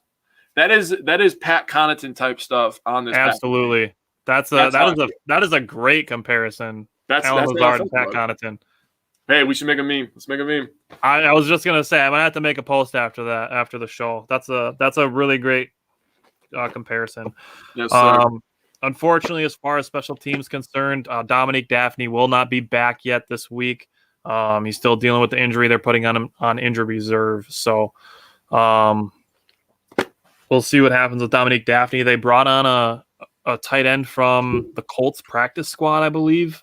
Yeah, was where that guy came from. I think his name is Tyler Davis. He's basically just for depth. It's still going to be Tunyon, Lewis, and DeGuara at the tight end position. And then, they have MVS and Lazard to do more blocking as far as the wide receivers are concerned. But do you have anything else recap related before we move into the preview? No, I was just double checking. His name is Tyler Davis, tight end off the Colts practice squad. So look at you being right again. Nailed it. All right. No, let's bring Ryan on, dude. I'm very excited. Hey, what's up, guys? What's up, brother? Not much. Hey, I love you supporting Wisconsin wearing the Watt jersey. That was a very smart choice. Like you said, they always find the best linemen. Like I actually went to school with Corey Lindsley, and he was doing crazy shit in high school. He broke the Ohio State benching record or squat, one of the two. But yeah, he was just destined. You guys always have a line. You ain't lying about that. You guys are just NFL farm when it comes to it. All right, so to give you a chance to introduce yourself real quick, and then we'll start talking. I'll give you the option if you want to talk about the Packers defense versus the Steelers offense first, or the Steelers offense versus the Packers defense first. You can just lead, however, and I'll just, give my opinion or whatever, however you want to do it. All right, Jake, what do you want to do, offense or defense first? We could do, let's just do offense first. Okay. We'll let the guest. All right. I'm cool with that. I'm cool with either, man. The guest, whatever. So, as far as the Steelers defense is concerned, we want to know about the man on your jersey. Is he going to play this week? Oh, I hope so, man. The injury report, he did practice limited with Highsmith. I mean, we're a completely different team when this man is playing and when we're not, and especially when Highsmith is out too. That's what killed us last week. So they both did practice, but it was limited. Juju might come back. All Tomlin said was that he was expected to practice sometime this week. I guess Ben didn't practice today, which I'm not really sad about that at all. Ben just needs to sit down and retire. He didn't look good last year. He hasn't looked good this year. He was missing Najee all the time. He just needs to sit down. Deontay Johnson did practice today. He was limited because of his knee. He was out for the Bengals game. And then we got Okorafor was out with the concussion protocol, and Rashad Coward has out with an ankle. He was limited. That's as far as our injury report goes. But if you want to talk about the defense, I mean, Bush was banged up. He just got back from an injury. Hayden, as a number one corner, he's not great. He does what he does, and I'm disappointed. I think we can do better in the position, but he holds his own. Honestly, I think if you took our defense without T.J. Watt in it, like the Packers are going to slaughter us, and it's not even going to be close. I hope we just don't let Aaron Jones in the end zone 4 times like the Lions. Well, I'll be honest with you. When I was looking up the rankings, and I usually don't do this until the first month of the season because you want a good sample size, right? Right. But I wanted to do it for this game, and the defense. Your defense is good against the run. You're 10th against the run, but it's the passing game that really kills you. So if somebody's getting in the end zone, oh my God, it's going to be Rodgers getting in the end zone 4 times. It's trash. They did all right against the Bills. I liked how they were flying around, but they just let Jamar chase just up and down the field, and it was really ridiculous. Honestly, I thought that Pierre was going to be a good pickup. I mean, it's still early in the season, and things can turn around, but I mean, hopefully the Devontae Adams ain't the one he has to guard because that's not going to end well. So basically what I'm taking away from this is if TJ Watt is healthy and playing, that the Packers game plan as far as the offense goes is going to be pretty similar to what they just did with San Francisco. They're going to be looking at TJ Watt instead of Joey Bosa, and or is it Nick Bosa? I get confused which one's on which. Nick is on San Francisco. Joey's on the Chargers. Yep. Okay. So I'm just going to say Bosa. So they're going to look at TJ Watt like San Francisco's Bosa and basically plan the offense around that. I don't know if Tunyon will do as good of a job against a pass rushing linebacker as much as a defensive end. I would expect TJ Watt to be a little bit faster.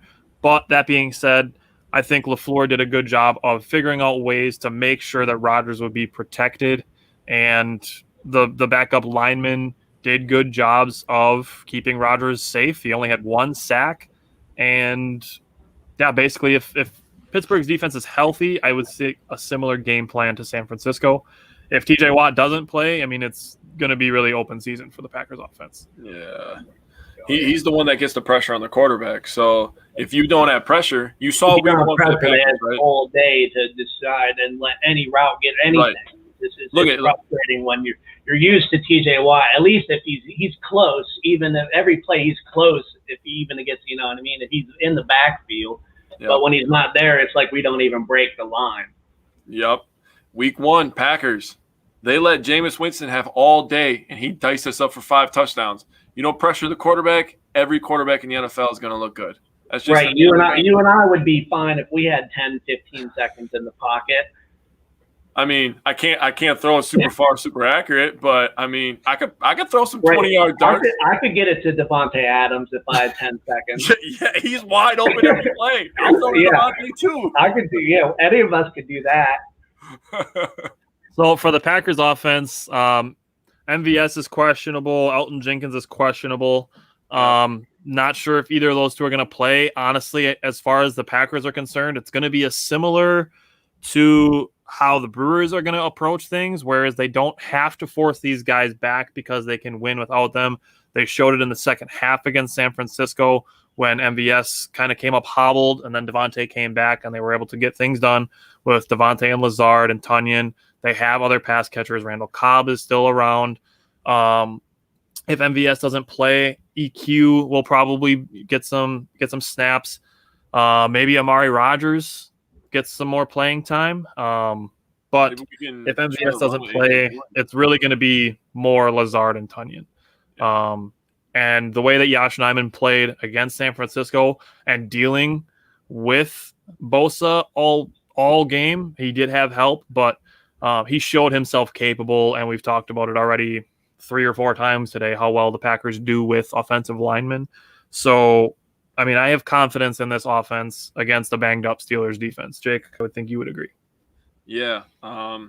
Honestly, the way to beat the Packers has always been the same, right? Because we have great quarterback play. It's to control the clock and run the ball. Well, the one thing that the Steelers are literally dead last in is running the ball. They only average 53 rush yards a game. Yeah. And this stems back. And Ryan, I'm not trying to beat you up, but you seem like a realist. No. You seem like a realist. I'm a realist. I'm a Steelers fan, but no, I'll be real all day. We haven't had a run game really since when Bell sat out and Connor did okay. Yep. So I wrote down the ages and the experience for all your offensive linemen because I was like, the Steelers have always been like kind of a ground and pound kind of team. Why are they struggling so bad? Ben looks terrible. He's getting hit all the time. All the time. So your left tackle, Dan Moore Jr., is 23. He's a rookie. Yeah. You got Kevin Dotson, 25, second-year pro. Yeah. Your center was your third-round pick this year. He's 22 years old, rookie. 22 rookie, yeah. Your right guard is Trey Turner. We know who that is. He's Right. okay. And then your right tackle, I'm not even going to attempt to say his name. Chakapakakabala. Right tackle. He's 24. He's a 4-year pro. So, yeah. No, our line is extremely young, and that's kind of one thing I was hopeful for. Maybe the coaching staff could put them in the right direction, and hopefully they would take off from the ground. And yeah, there is a learning curve, and the whole sign and trade Turner was because DeCastro just kind of retired at the last minute, but he was all banged up, and they're talking about he wouldn't be able to play the season healthy anyway. So I get that. But he's the only veteran, anyone that's even sniffed 3 years in the league on the line, the entire line left to right. Yeah. I'm saying Ben Roethlisberger isn't one of those quarterbacks that's going to be good at running around and escaping pressure. He's definitely a not quarterback. it's 05 or 08 or 2010 even. We're 10 years past you luckily getting out of there. And I mean, I'll give it to him. He's got the pump fake. He gets a lot of people. He doesn't fool me, maybe because I've been watching him for so long, but he does fool people with that move here and there. People are catching on to that move, bro. Just sit down, Ben. Ben, just sit down, please. Well, Do you want Dwayne Haskins to take over? Oh, God. Yeah. Yeah. I mean, Ben in his younger years. It'll be rough, but I'd rather just start new. It's rough right now. We're gonna play if Ben's gonna play like this, somebody has to be better. But it's not Mason Rudolph. Definitely not Mason Rudolph. No, you don't like your quarterbacks getting spiked in the head with a helmet anymore? I was not mad about that. If I could have picked any Steeler in the history of the Steelers, I would have picked Mason Rudolph. Dude, he looks like such a frat boy. He said some disrespectful ass shit and wasn't expecting to get stepped to, man. He was just shocked he got hit. Bro, Miles Garrett's not Miles Garrett of all humans on the planet. Of all humans, yep. Yeah. Why him? He's huge. No, you talk shit to the little guy. Yeah. You're Yeah. a skinny white boy. No, Right. do not talk to that big giant You 6'5". say it to Tyler Lancaster, not to Myles Garrett. Right. Yeah, definitely. Yeah, Lancaster will turn around and be like, I am fat. All right, so Lancaster is actually going to miss this game because he's got COVID. Yep. So Lancaster will not be playing. Probably going to be mixed reviews on that because I'm sure there will be some Packers fans that are happy that Lancaster's not playing. Kevin King's questionable. Might play, might not. Don't really care, honestly, because I'm all in on Eric Stokes as far as being the cornerback too. And then Chris Barnes is actually a big one. If he can't play, this is really gross to say, but it means that Ty Summers is probably going to start at linebacker. Over Oren Burks? He played more. Burks, Yeah. oh, God, it sucks. They both suck at tackling, and I hate it. Yeah. Like, it's probably Summers. Summers is probably going to start over Burks, probably. So we got two questions that I want you to answer. The first one's from Isaac. He said, how would you feel about signing Cam Newton? How would I feel about signing Cam Newton? Yes, sir. Look, it would either be the greatest thing to ever happen in NFL history, or it'd be the absolute worst thing to ever happen in NFL history. There would be no in between. Well, if we're judging off his hair, it's going to be the worst. Exactly. He cut the top off his hat. I was like, this guy, dude, he's too much. Right. Don't be cutting off the top of your hat. You look like a freaking. I mean, like AB and Juju was a lot of personality for the Steelers organization, let alone Cam. I mean, I like Cam. I mean, I still think he's got some in the tank. I just don't know how it would fit in the Steelers system or, whatever. I'm a little surprised Houston didn't take a flyer on him.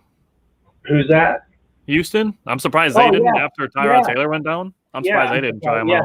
There's quite a bit of teams. I'm surprised no one's even as thrown him as a backup or anything. Yep. I mean, he couldn't hurt the Colts in any way. People kind of just figured out Cam, and they don't want to deal with that much personality without the production, So it's like, if you're not giving us close to, relatively mid-average quarterback play, you're throwing picks, and you can't use the legs as much because you don't want to run now, and he's done now. So yeah, I can understand. I like Cam too. He was pretty good for a little bit. I used to draft him in fantasy actually in round 7. I won when I drafted. The one time I drafted him, I won. Yeah, that was probably his MVP. Well, I could see him being a type of person that says, you guys are going to sign me to be a backup. Well, I'm not a backup. I'm a starter. And that's just being the reason that he doesn't get signed. Yeah, he's about as smart as Andy Dalton, where Andy Dalton said it was his year. Oh, yeah.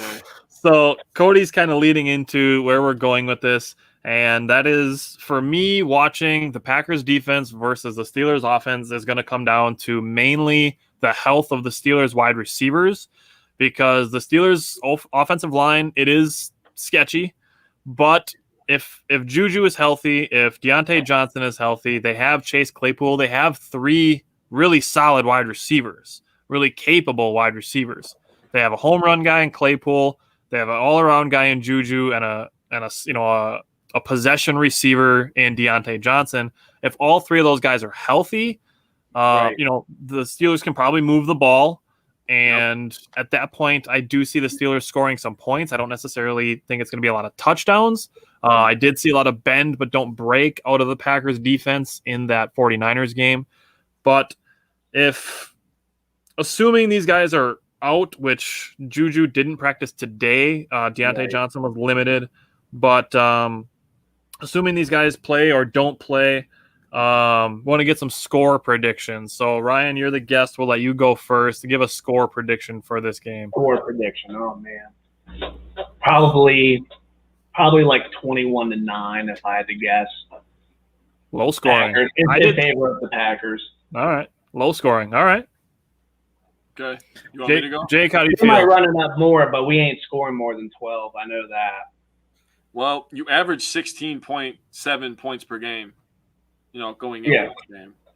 So with that being said, the Packers defense is still a little bit below average. So I gave you 19 points. But we have Aaron frickin' Rodgers, and I went off of TJ Watt not playing. So to your point about the Packers teeing off, I think, the next 3 games for the Packers are really favorable. We got the Steelers, we got the Bengals, and we got the Bears. By the way, I just want to throw a little nugget in there because I like picking on the Bears. They average 90 passing yards per game. Ha, ha, ha. You suck. Justin Fields is not the answer. My score prediction is 36-19. 36-19. Yeah, I think that's a fair. If you're saying with TJ playing. No, without him playing, I think they're going to. Without him playing, yeah, I'd still say that's pretty fair. I'd say I would go with that. If TJ plays, we'll be in the 20s because he'll affect drives. He'll pressure Rodgers and he'll help stop the run. But I mean, and Cam Hayward. Oh, by the way, I was going to ask you this: can you send Cam Hayward over to us? Because no, the Packers need D-line help, and I like Cam Hayward. He's all we got. I know he's so good though. Yeah, no, he's a monster. I love him. Tuitt's underrated in my opinion, but yeah, 36-19. What do you got, Tyler? I also assume that this is based on TJ Watt and the wide receivers not playing. If I had to guess, I would say Deontay Johnson's going to play and Juju's not. But that being said, this is actually the first time that Rodgers is playing the Steelers at Lambeau in the regular season in his career. And this is the only team that he hasn't beat in the regular season. Obviously, the Packers know that Rodgers beat the Steelers in the playoffs one time. But this would be the last team that he needs to beat, obviously, besides the Packers in the regular season. But like I said, I assumed Watt and Juju out, Deontay Johnson in. I said 34-24. I think this is going to be a situation where the Steelers will probably score a late touchdown, like a garbage time touchdown, something like that, and just some chip shots in there. But I do think the Packers don't really have a lot of trouble scoring. So 4 touchdowns and 2 field goals for 34 points doesn't seem outside the realm of possibility. So, that's where I'm at. I'm looking forward to this one.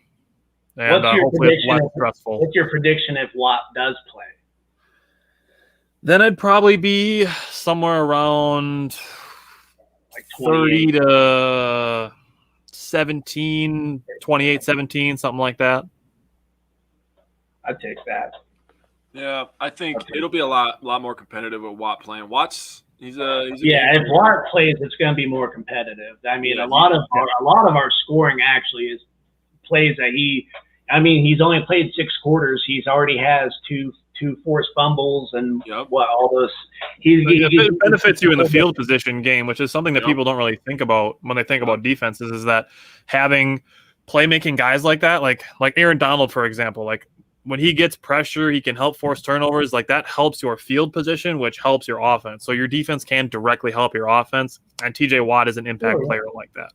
Yeah, exactly. He's the best outside linebacker in the game. Right. That's how I feel. Yeah, I mean, I agree. He's probably got robbed for Defensive Player of the Year last year, but right. I was just going to say he's the top 2 defensive player in the league. You can't really argue with Aaron Donald. So right. Okay, you want to go on a rant? We love rants on this show. So no, I'm saying you can. I'm saying like out of everybody that I would have caused a fuss about, I would have gave it to Aaron Donald. Yeah, him or TJ. They're the top 2 defensive players in the league, and everybody else is kind of down here. So right. Yeah. So I mean, I wouldn't say robbed. I mean, I don't know. That I feel like they probably could have did like a for first time. I've got both of them. You know what I mean? Because Watt's numbers were better, but Donald's. Everybody's using 4 linemen to block the guy. I mean, that's the only reason his numbers aren't completely insane. Yeah, that's what people didn't take into consideration. They're like, oh, Watt had like 6 more sacks. I'm like, bro, Aaron Donald literally gets blocked by 3 humans. Why the hell does he have 12.5 sacks? That makes no sense. Right. No, it doesn't. He shouldn't be sacking the quarterback. Oh, man. Talking about that, man. I loved watching that Rams-Buccaneers game, and I just love when Tom Brady's crying, dude. Oh, my God. Yeah. Literally nothing is better than watching Tom Brady cry and throw a fit. I still to this day watch the highlights of when the Packers beat the Patriots at Lambeau, and Rodgers picks up a big first down in the 4th quarter, and you just see Brady on the sideline, He's just losing his shit. I'm like, my God, you're having a freaking hissy fit, you grown man. Oh, I love it. That's my favorite. I hate Tom Brady. I'm not afraid to say it. I'm not jealous of him. I just, I think he's an asshole in my opinion. But it is what I won't deny what he's done, but I can't stand him. You can't deny what he's done. I respect that he's been to so many Super Bowls and he's won them. And yeah, I mean, everybody wants like to bring like up when it came to last year, I always bet against Tom Brady in Super Bowl. Like, all right, he can't win this one, and I'd lose my money. So finally, it was when he went to the Bucs. I was just like, you know what? It was the game against the Packers. It was a game against the Packers. I said, whoever wins this is winning the Super Bowl, and they won that game. And like I was like, it's just Tom Brady. Like you just okay. I just accepted it now. It's just all right. He's just gonna win. The guy's just a freaking mindset at this point. Yeah, you got Tom Brady. Your team it's just a lifestyle. He's just bored. Like he's tossing them over to other boats and shit. Like, bro, you give me one of those, like I'm never letting go. And he's just like, oh, number 7, okay. You got that? Throw it on the pile. Yeah. Did you see? You see Randy Moss a couple weeks ago, like week 2. He tossed it into the lake and it floated. Yeah. That was hilarious, dude. Yeah. Oh, that was so funny. I was gonna say when I saw it, I was like, he didn't win no Super Bowl, and then Oh man. Oh yeah. All right, you guys got anything else for Packers Steelers? No, I'm very excited for the game though. I mean, yeah, I'm excited for the game. I hope it's a competitive game. I don't think it will be if we're going to keep playing the way we have been. You're probably going to hear next Kenny week, Clark. Ryan, if you're available, we'd enjoy having you back on to talk about the recap with us. Absolutely. All right, my man. Take care. All right, man. Take care, and we'll talk to you next week. All right, talk to you next week. Peace out, buddy. All right, Jake. You got a weather report for this one? You got your Ron Burgundy jacket yet, or is it still coming? No, it's going to be coming here. I have to go back to my Packers notes. Hold on one second. I flipped over to Badgers first. But weather report for the Packer game. 69 degrees, 24% chance of rain. Yeah.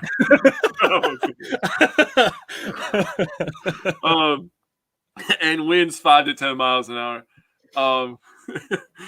The weather really shouldn't be a factor. It's not super windy. It's not super rainy. 69 degrees. So if the Packers win, it's almost a perfect day if you ask me. Nice. I couldn't resist. I'm sorry. I wasn't expecting you to do it. That's the worst part. All right. So we posted it on the page. We're going to talk about the Badgers before we talk about the Brewers. Yes, just because we talked about it and we want to get the bad news out of the way first. So we're going to talk about the Badgers. Yeah. Let's talk about the offense first. Let's get the worst of the worst out of the way, and then we'll talk about the defense because there's at least some silver linings there. So let's talk about the Badgers offense first. Christ, dude. They have no identity, man. Your identity is supposed to be run the ball, and then Mertz throws the ball 41 times. I get we were losing. Yep. But Mertz throws the ball 41 times. He has 2 fumbles. He lost one of those. And he has 4 picks. 2 of them went for pick sixes.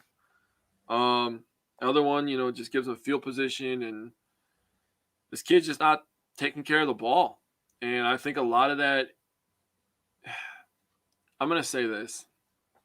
How the Bears fans feel about Fields and about Nagy is how I feel about the Badgers. I feel like Nagy and Fields have to go hand in hand. The game plan and how you use his skill set, right? That's how I feel about Mertz and Chris. I feel like the game plan isn't built around his play style. And you brought up a great point about the play action, how the offense can succeed in that. And it really could, man. Watch the Russell Wilson days. They'd pound the rock, do some play action, dump off to the tight end. You got your second level receiver coming across the field. Like, there's a lot of ways that this offense can attack people, but it's just not working. And, all the turnovers, we lost a turnover battle. We had 5 turnovers. The Badgers had 5 turnovers. The Badgers have never been a team to be able to come back from that. So having all those turnovers is just ridiculous. I mean, I thought Kendrick Pryor was pretty good. He had 6 for 69. Yep. Nice. Yep. And a touchdown. And the craziest thing is Notre Dame didn't even have 250 total yards, and we gave up 41 freaking points. The Badgers took a 13-10 lead and then gave up touchdowns on all 3 levels of the field. Yep. They gave up a kick return touchdown. They gave up a defensive touchdown, a passing touchdown, and then they gave up 2 touchdowns on offense to Notre Dame's defense. Yep. 31 points in 13 minutes. So you mentioned Kendrick Pryor, who is somebody I'm happy to see being more involved. And unfortunately, his involvement came at the expense of Jake Ferguson. Yep. You need to I really like the Badgers' weapons that they have in their passing game. Kendrick Pryor, Jake Ferguson, Danny Davis, and I'm excited to see what Kimere DK can bring. But you got to be able to get the ball to those guys for them to show what they can do. And we talked about it, and I mentioned the little tight end screen play that they ran for Ferguson. Like, that's a nice play. They have things they can do. Then that's where it comes back to your point of it falling on Kristen. Yeah. They abandoned the run so early in this game, just like they did with Penn State, and then they had to try to play catch up after the kickoff return touchdown. And that's not the way that Graham Mertz is going to be built to succeed. Graham Mertz, he could be a great quarterback when he's got a lead. His average yards per completion was 5.9. He's not a downfield thrower. I mean, it's something that maybe he came in with, but it's not his identity in college right now. This was only his 10th start, but still, this is something he's really, really coming into this Michigan game. He's really, really in a do or die position where it's going to be Graham Mertz can only beat Eastern Michigans, and Army, and Purdue and Northwesterns, but he's never going to beat a Penn State. He's not going to beat a ranked Michigan team. He's not going to beat Iowa. They're not going to beat Notre Dame like they just had. They're playing Alabama in 2024. Like, Graham Mertz could be gone by then, but unfortunately for all the people calling for Graham Mertz to be benched, Chase Wolf he's really not any better.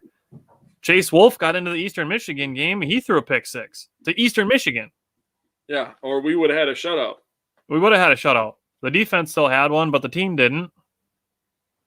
So, I mean, calling for the benching of Mertz, it's not going to be any better. There's not a better quarterback waiting in the wings for it. So, unfortunately, we're going to ride with Mertz, and we just have to lower our expectations for the offense, sadly. It's really, really sucks because, like, I predicted 30 points out of the Badgers last week because I believe in their run game. And they stopped running the ball after the first quarter. Like, this is what you are known for. You are known for being an offensive line U. O-line U is Wisconsin. You can say running back U is Wisconsin. James White, Corey Clement, Melvin Gordon, Jonathan Taylor. They're all in the NFL right now. There's 4 solid Wisconsin running backs in the NFL. Yeah. And there's tons of offensive linemen in the NFL from Wisconsin. The best right tackle in the league is from Wisconsin. Ryan and you turn into like you could argue that Joe Thomas is like the best offensive lineman of all time from Wisconsin. Monster. And he didn't even go to the draft. That was an awesome day. But anyways. So why you get away from, like Jake said, away from your identity, it absolutely baffles me when Notre Dame is a team that can't defend the run. Why would you stop doing the thing that they can't stop you from doing? Makes no sense to me either, buddy. So it sucks, but I'm lowering my expectations for the Badgers offense. The offensive line is young. They're not getting good push to start games.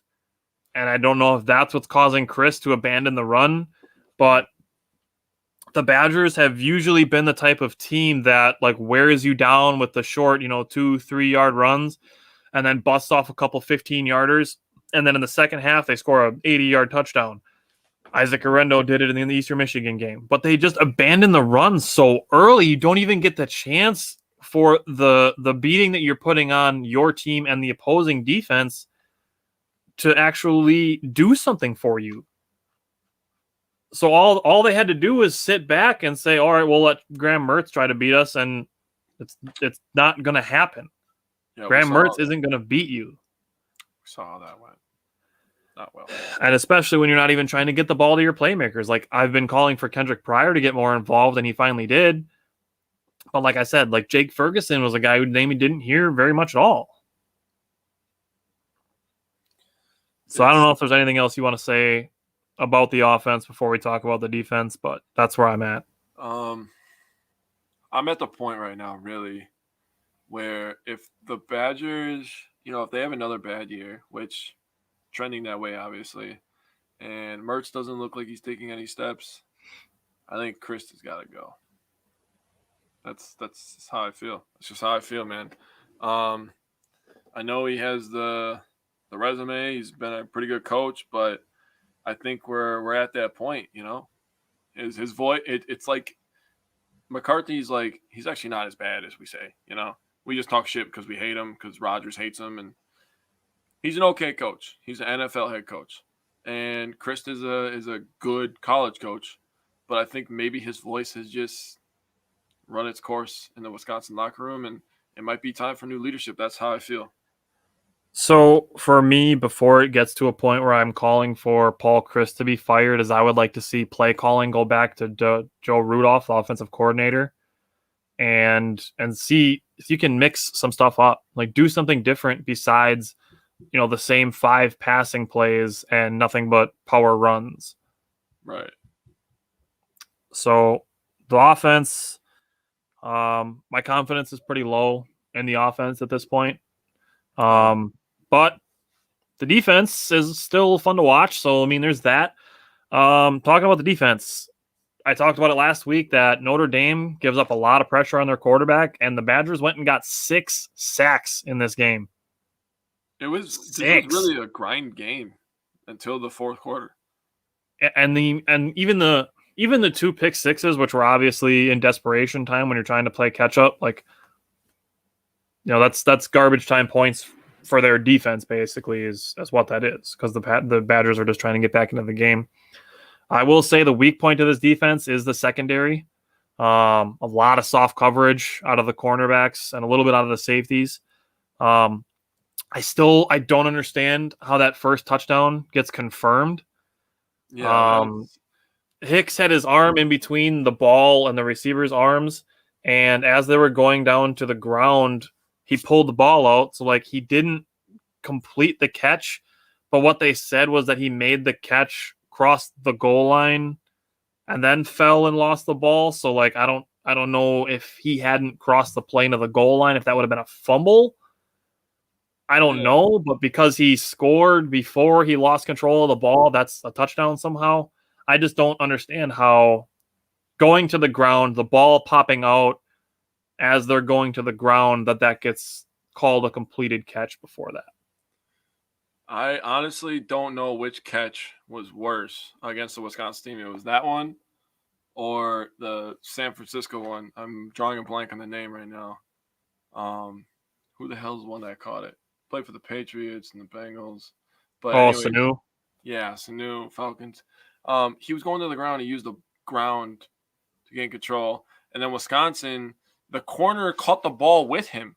Like, he didn't have control of the ball by himself. And, like, he rips it out at the end. And I'm like, no touchdown, no touchdown. They're like, touchdown. Yeah, like that. Yeah, that's got to be an an incomplete. No point to go to incomplete review after that, because if it's called on the field, and I looked at, my girlfriend, I'm like, if that was called incomplete and they looked at it, the play would have stood as complete. But because they called it a touchdown, it was one of those situations I was like, well, that's a fucking touchdown now, So that sucks. But, yeah, the weak spot of the defense is definitely the pass defense. If we're not getting pressure immediately, and people can really just dice us up, because Nelson's more of a run stopper, box safety, so we don't really have anything over the top. Obviously, we saw that in the Penn State game. Yeah, and the corners just can't keep up with the short, choppy feet of the receivers, so Notre Dame was able to work the ball along the sidelines a lot, and not having to go anywhere near the middle of the field where all the Badgers' good linebackers are. Yeah. Yeah, that was a sad game to watch, man. Oh, thank God. I mean, the Brewers and the Packers saved the weekend, I'd say, but that Badgers game was definitely a dark, rainy cloud over the state of Wisconsin for a little while. Yeah. All right, let's talk about Badgers versus Michigan. This is going to be the best offense that the Badgers have played yet. I mean, we'll see what happens. Michigan has a couple of good running backs. They have had some efficient quarterback play, but looking at their running backs, if Michigan tries to beat Wisconsin with the run, that could be something that works in the Badgers' favor. We talked about it when going into the Eastern Michigan game, that their strength was their running game, and the Badgers shut that down.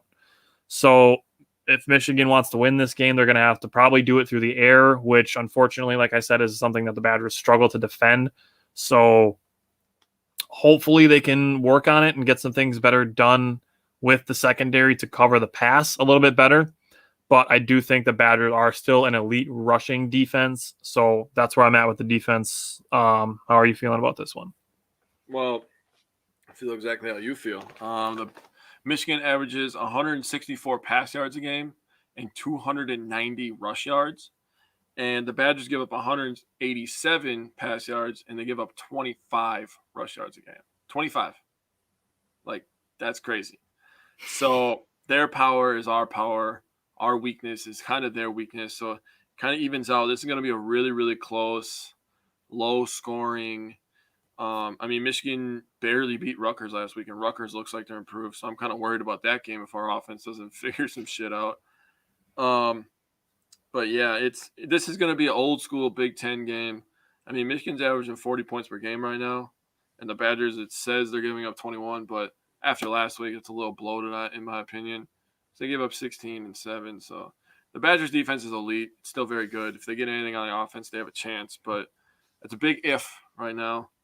It's going to be a good game, man. It's going to be low scoring, like I said. It's going to be slobber knocker, man. It's going to be a little sloppy, but that's just how the Badgers got to grind out games this year. Yeah, I said it before the show that I would take the over in the Packers game and the under in the Badgers game.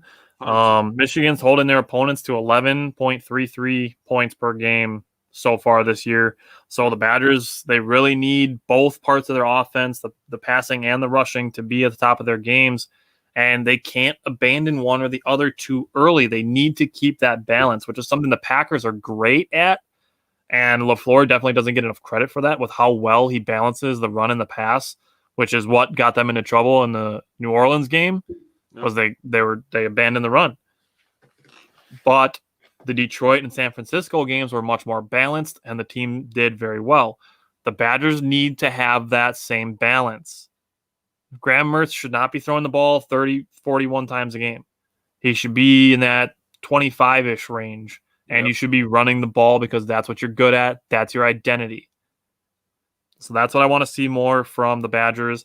And then as far as Graham Mertz is concerned, like I said, this is kind of a do or die situation for him, where it's going to be if he plays well, he can avoid being called, a big game choker. Because if he goes into another game like this where he's playing another ranked top 15 team and struggles, that's going to be his identity. Graham Mertz is going to become the guy that can't beat good teams, which he's very much at risk of for right now. And, the more and more L's you take, the more and more that pressure, feels a little bit heavier. And if the Badgers lose on Saturday on Barry Alvarez Day, I'm going to be fucking pissed. I'm going to be pissed if they lose on Barry Alvarez Day. With that being said, do you want me to do my weather report first or my score prediction? We'll do score predictions, and then we'll get your weather report, and then we'll move on to the Brewers. That'll be a little bit more better to talk about. I have two score predictions, actually, because I couldn't decide. If Michigan gets the passing game going, it'll be 20-17 Michigan. That's the first time I've ever predicted a away team to win, but after everything I've seen, I just got to be honest with it. And if the Badgers stop the pass and they're doing what they do and they can get the run game going, Badgers will win 13-10. Ugly as hell, a lot of defense, old school Big Ten. Barry Alvarez would love it, honestly, if the Badgers came out with a W 13-10. So Those are my 2 score predictions. All right. So I like your second one because I do think that that's within the realm of possibility because the Badgers do have an elite defense. But for me, I went 23-16 Michigan. I'm very much tempering my expectations of this offense.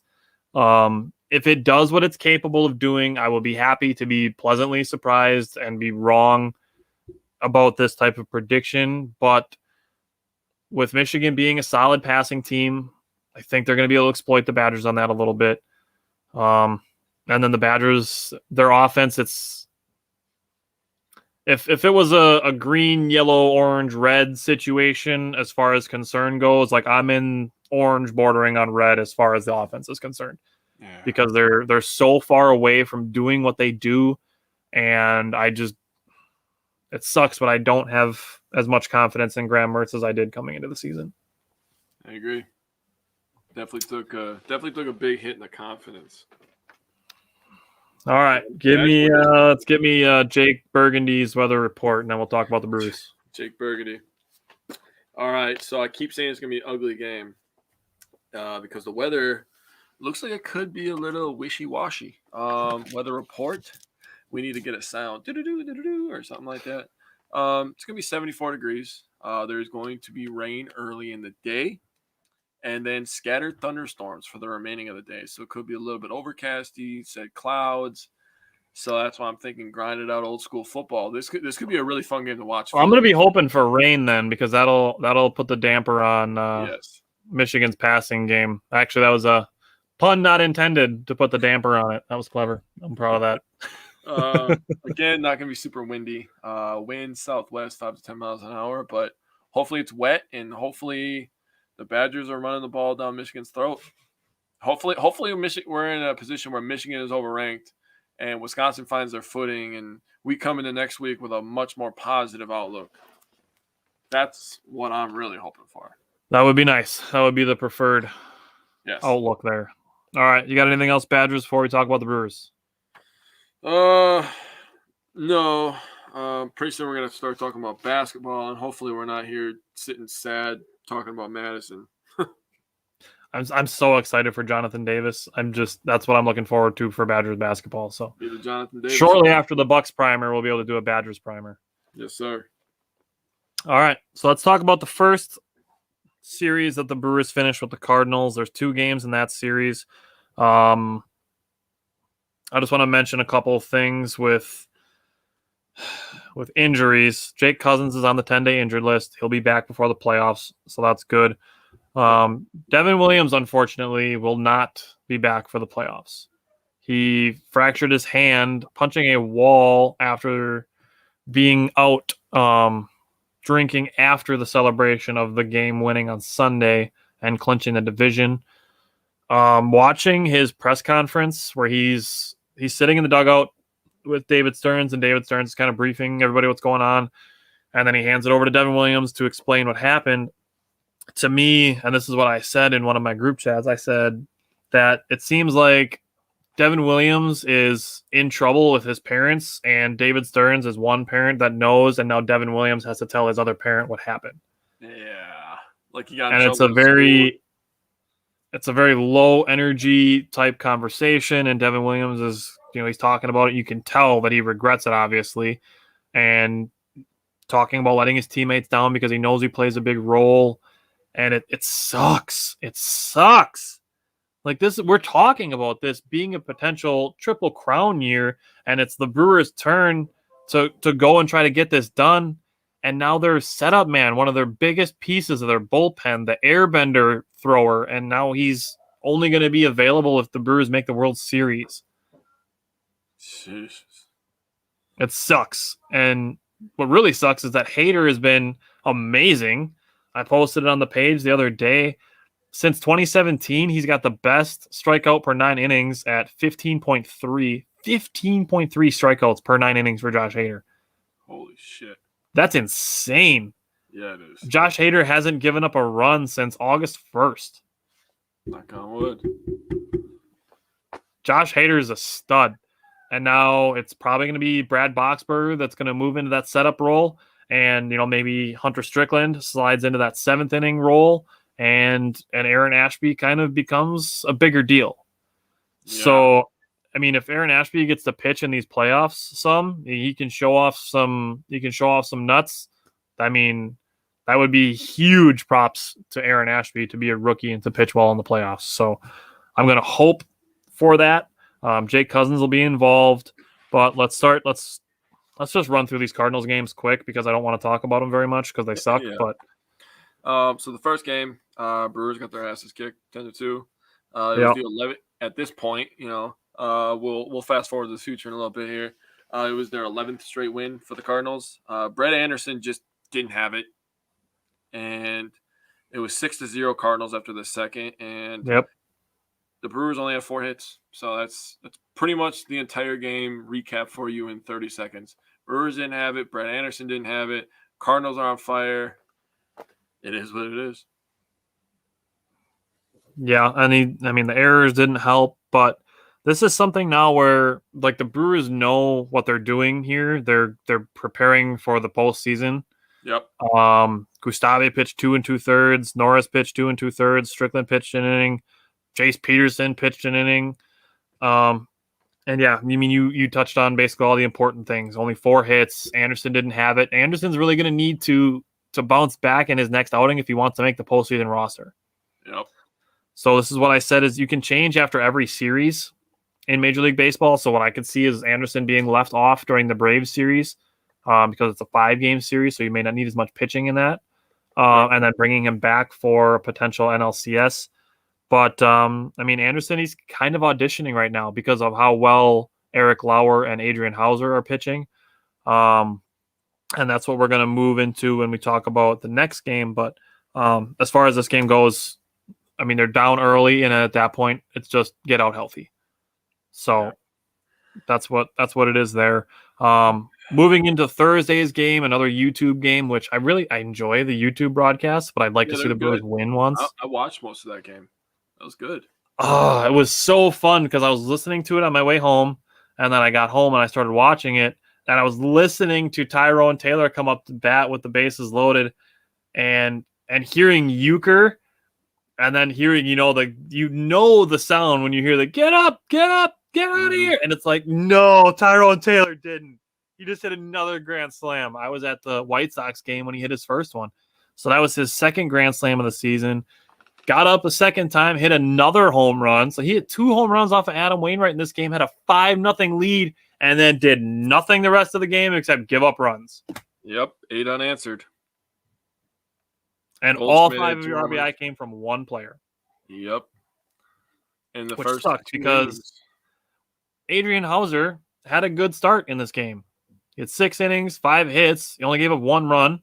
He did have 2 walks and 3 strikeouts, but he faced 23 batters and threw first pitch strikes to 17 of them. We talked about it with when he threw his complete game shutout. He threw tons of first pitch strikes, got heads and counts, and that's how he did well. That's what he did well in this game. That he didn't do well in his last game was first pitch strikes. So after 6 innings and you're up 5-1, you need to win that game. 100%. It sucked because Jake Cousins struggled. He's been pretty good this whole season, but he struggled this game. Then, like I mentioned, he's gone to the 10-day injured list. Boxberger, shaky. He's up and down recently. And unfortunately, Aaron Ashby took the loss. Kind of a trial by fire situation here with Aaron Ashby, which I'm okay with. I mean, as far as going through this, Aaron Ashby is going to be a starter, so he's going to be a starter eventually. But putting him in a high leverage situation against a good Cardinals team in a high pressure situation, getting him some experience, like I just mentioned, if he can be a key X factor for the Brewers in the playoffs, that would be huge, especially in the absence of Devin Williams. So putting him in a high pressure situation, I'm good with him getting that experience. He hadn't given up a run in his last 8 innings pitched. So if you look at that from a starter, position, 8 innings scoreless is pretty good. Willie Adames, Tyrone Taylor, Lorenzo Cain, 2 hits each. Colton Wong and Manny Pena each had 1. it's you got to win a game when you're up 5-1 after the 6th inning. Yeah, that's just ridiculous. And that completed the 4-game sweep of us, and that was the Cardinals' 12th in a row, which is insanity. I mean, Paul Goldschmidt just beat up the Brewers pitching 2 days in a row, basically. Yep, he did. All right, let's move on to the fun series. Let's talk about the Brewers and the Mets. Well, you were at the Friday game, I believe, right? Nope, that was at the previous one. Oh shit! I'm done for this year. That's why I said we got to go to a Brewer game in the Deer District. So in this one, Wong, Adames, and Yelich all homered, and Lauer had a very good outing. 6 2/3, 1 earned run, 9 Ks. He did have 2 walks, but the Brewers got back to their winning ways, winning 5-1. And what day did I text you? I think it was Wednesday. I think it was after our show last week. And I talked about how, like, it would be nice if the Brewers can win a freaking game. And then they lost Thursday, and I was like, Jesus Christ, like, I'm starting to get a little worried. And then they win on Friday, and I'm like, okay, the sky's not falling anymore, you know? And it was kind of nice to see a Yelich home run. Kind of forgot what that looked like for a little while. So this game, I want to give Eric Lauer some credit. He threw 39 pitches in the first inning. Yeah, he did. The pitch count was getting away from him. And Willie Adames had a web gem in the first inning of this game, but the bases were loaded, and he got out of it only giving up 1 run. Now, when you look back at it, the Brewers won that game 5-1. So, like, you know, he could have given up 2 or 3 runs and it wouldn't have mattered. But getting out of that jam in the very beginning of the game turned out to be part of what won them the game. So Eric Lauer struggling through a first inning, but still remaining effective and getting to be able to pitch 6 2/3 after a 39 pitch first inning. I mean, Eric Lauer is still doing impressive stuff. Yeah. So those 9 strikeouts that you mentioned, that tied his career high. So he tied his career high in strikeouts. Suter and Hader came in, finished the game. No hits after the first until the top of the 7th inning. So Eric Lauer went from 39 pitch first inning, didn't give up any hits until the top of the 7th. And then once he gave up a hit, Craig Counsell came and pulled him out. So Eric Lauer, he's probably the 4th starter in the playoffs, just to have the lefty in between Hauser and the big 3. So very excited for Eric Lauer. He was throwing a high fastball that nobody could touch, and he throws it like 8 or 9 miles an hour slower than Josh Hader does. But mixing his high fastball with the slider that he was throwing, like, Lauer was dealing in this game. So I'm excited to see what Lauer can do with a playoff start. But they ended their losing streak, and that's what's important. The top 3 batters, like Jake mentioned, all hit home runs. When you factor that in, you talk about Colton Wong, Willie Adames, Christian Yelich, Eduardo Escobar, Avi Garcia, Omar Narvaez, the first baseman, even Luis Urias. This Brewers lineup has power, and it can score runs. Yes, sir. Whether it will or not in the playoffs, that's what remains to be seen. But like we've said, you really only need 4 runs to win a game with the Brewers pitching. Hopefully they're able to cover up the absence of Devin Williams with their depth. But let's talk about the second game of this series with Corbin Burnes. The second game, you know, I'm starting to feel about the Brewers like they're kind of going back to where they were at the beginning of the year, where they're struggling to hit, struggling to score runs, and they're still getting great pitching, and that's exactly what we got out of this game. You know, Corbin Burnes, again, this is what we expect out of him, dude. We expect 7 innings, we expect 1 earned, and we expect 9 Ks. I mean, sometimes he doesn't even give up any earned runs. You know, he's that damn good. You know, he's our Aaron Rodgers on this team. He's the best thrower on the team, in my opinion. I think he's the best pitcher. I mean, I agree. Hader's pretty good. I mean, Woodruff's pretty good. When he's on, Peralta's pretty incredible to watch too. But Burnes is kind of just that guy, you know. Yeah, when you're that guy, he's number 1. Yeah, he's just that guy, you know. I mean, he had 7 innings, 1 earned, 9 Ks, and I always write it down. I always write the hits down, and they only had 4 hits again, but they found a way to get 2 runs on those 4 hits, and He that's drew 6 walks. I know, but that's the shit where it's like, that's where when you hear people say, I don't trust the Brewers offense. And then we see them, you watch all the games and you see them score 8 and you see them, which they did the next day, and you see them score 10 and 12, and then you see them hitting home runs and RBI doubles and grand slams. And you're like, this team can put some shit together. But then they just go on a streak where they did this last week where they're just not getting hits, and not getting hits when they need to, with people in position. And it's frustrating, really. It's kind of, I don't know. It's kind of where I'm at. I guess I was just in kind of a shitty mood that day. Brewers ended up winning, but it's just frustrating to watch that. I don't want us to have to win 2-1, That's just how I feel. So Willie Adames had another web gem in this game in the 9th inning. Corbin Burnes is back to his Cy Young pitching ways. You mentioned the 7 innings, only gave up 1 run, 9 strikeouts. Corbin Burnes is still first in strikeouts per 9 innings. He's the lowest walks per 9 innings, and he's got the lowest home runs per 9 innings. And since Max Scherzer joined the Dodgers, in 10 games, they have a plus 41 run differential. So on average, Max Scherzer is pitching with a 4-run lead, and the Brewers in 9 games in that, or 9 starts in that span for Corbin Burnes, have a plus 25 run differential, which means Corbin Burnes is getting about a 2.8 run lead. So Corbin Burnes is pitching in much tougher games and much more 2-1, 3-0, 3-2 type games, and not 10-0, 7-4, 7-2, 6-1, 5-0 games like Scherzer's pitching. So Burnes is doing more high leverage stuff than Max Scherzer, but it's not going to factor in because he doesn't play in LA. But let's talk about the Sunday game of this series. Well, the Sunday game was exciting. This was actually the game that the Brewers clinched. Clinched the division. So that was, like I said, the Brewers and the Packers saved the weekend. And the first thing that happened was the Brewers. And I love the video at the end of it before I get into the stats was they were taking the photo and they told Uke to get in there. And he dove on the ground. And, oh, man, I love Uke. That guy is 87 years old moving around like that. That's fucking incredible, dude. He's young at heart. Yeah, he really does.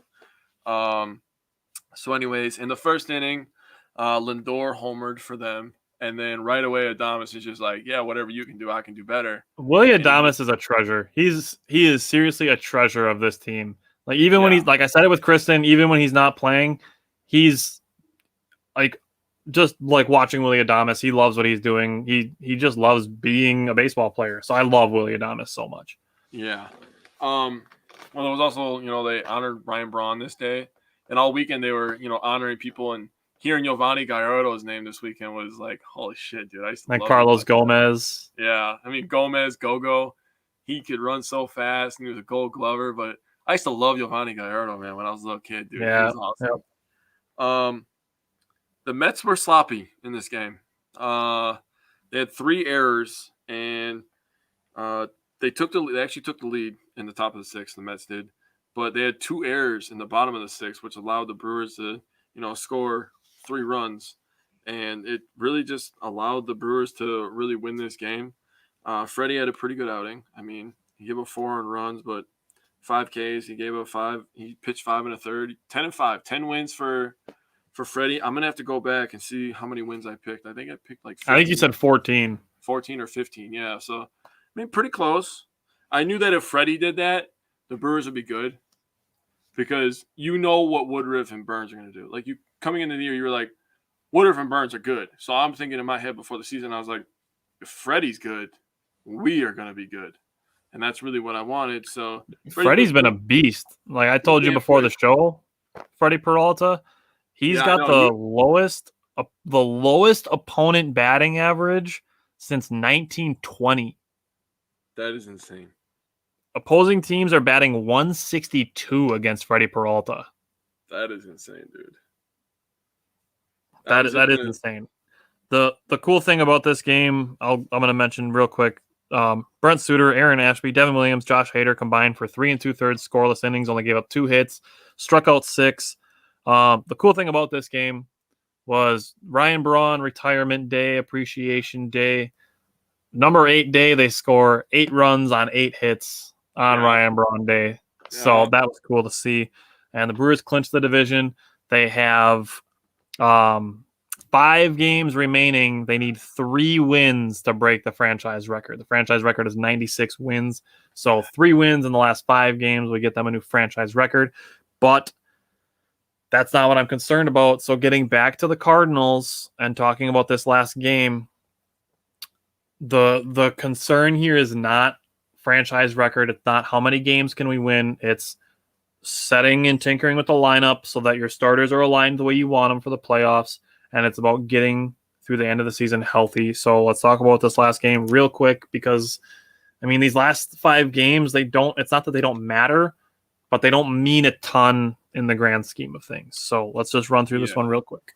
So, I mean, after losing Devin Williams, you're really concerned about the health of your team. So, to your point, they're really just going to be trying to be like, let's play 9 innings of baseball and stay healthy. And let's hit some baseballs and stay competitive. And there's something that's apparent in this game to me that backs up what I'm saying for that reason. So, yep. You always have supporting arguments for your stuff, so I appreciate that. I try to. I want to make it seem like I'm smart and I know what I'm talking about. So this ended up being the Cardinals' 17th game or win in a row, which was absolutely crazy. Urias had a 2-run homer. The Brewers led 2-0. And the craziest part about this game was that Woody was pulled after 4 innings. He only had 63 pitches and 2 earned runs. The Brewers ended up losing this game 6-2. I guess for me, I would like to see the Brewers at least win 1 or 2 of these games. I mean, to show that, we can beat the Cardinals. Not that we're just losing every single game against them. But, I mean, the Cardinals already clinched the second wild card spot, so they're not really playing for anything either. They can't win the division or anything. So, I guess we'll see what happens. But, yeah, not much really to report. I didn't get to watch any of the game. I was stuck at work pretty long yesterday. So you mentioned already Woodruff only 4 innings, 63 pitches. Yeah. To me, the combination of Woodruff having a short outing and then the pitchers used after that, which were Yandel Gustave, Hobie Milner, and John Norris, those are 3 guys that are probably not making the playoff roster. That Counsell is keeping guys healthy. Yep. He's going to use them less. He's going to let them get rested for the postseason. Brandon Woodruff, same thing. He's letting him get rested for the postseason. I don't know that you'll even see Brandon Woodruff in the regular season again. They have 5 games left. I think what this is doing is it's setting up Brandon Woodruff to start game 1 of a series. 100%, yeah. I would have thought that maybe Corbin Burns would have been the guy to go with, but I think Burns is probably going to make one more start before the end of the season. And then it'll be Woodruff, Burns, Peralta, Lauer, Hauser for the playoffs. So the thing with this game, the last thing I want to say about it is you got to score more than 2 runs with 9 hits. Yeah. We just mentioned the day before on Ryan Braun Day, they had 8 hits and scored 8 runs. Obviously, errors and such help with that. But you get 9 hits, you got to score more than 2 runs. You got to give me at least 4 or 5. That's just how I feel about it. That's more efficient, man. Right. It's the efficiency of it. It's getting guys on base and then getting them in, and not just getting guys on base and then striking out or grounding into double plays. Right. It's like when you think about third downs. We didn't even bring this up when we were talking about Badgers. The Badgers were 1 for 14 on third down. Yeah, I posted that one on the page with the yikes Wazowski. Yeah. That was rough. That's rough. When you get that many hits in baseball, 9, 10 hits, you got to score 4 or 5. It's an at least thing. That's just especially when you get 2 runs off of 1 hit. Yeah, right. Oh, and I feel like they just rely so much on the long ball, man. It's crazy. And they don't have to.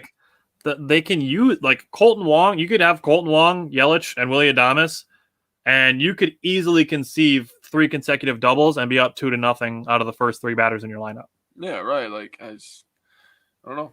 It is what it is. We're gonna find out tonight if Brewers got what it takes. Hopefully they can get another win, man. Like I said, 5 games left. If they win 3, they break the franchise record. I'm not concerned about it. Yeah. Yes, it would be cool, but I'm not concerned about breaking that record. I agree. I'm ready for the playoffs. Next Wednesday, we'll get to do a playoff primer for the Brewers, which is cool because it feels like it's been a while since we've talked about one of our teams in the playoffs because the Bucks were the last one that we had that opportunity to do that. But so we'll have a Brewers playoff primer next week. We don't want anybody to forget. We're going to talk about it probably every single time we get the chance. November 4th, live show, Green Bay Parker Johns. It's a Thursday night, 6:30. Come hang out with us. We're working on planning some cool stuff, some fun stuff to make sure people have fun and we get engaged and hopefully have some fun guests there and get to interact with fans of the show. So go Brewers, go Packers. Hopefully a bounce back game for the Badgers. And I will see you next week unless you've got anything else. No, man. Hopefully it's a much better sports week. I do not want to be crabby on Saturday, Wisconsin. Barry Alvarez Day, God damn it. Let's go. What, did Barry Alvarez have a number when he was coaching at all? No. Bummer. I was gonna say if he was like number 79, if the Badgers could score 79 on number 79 day, like the Brewers did for Ryan Braun. If the Brewers score 79 on Wisconsin, or if the Badgers score 79 on Michigan, I will go streaking. Like full nude streaking. Come on, Badgers offense. All right. Actually, no, I don't want to see that. I think my girlfriend's going to kill me when I go upstairs now. All right. I'll talk to you later, bud. See you next week. Let's go Brewers. Later, y'all. Go Pack, go.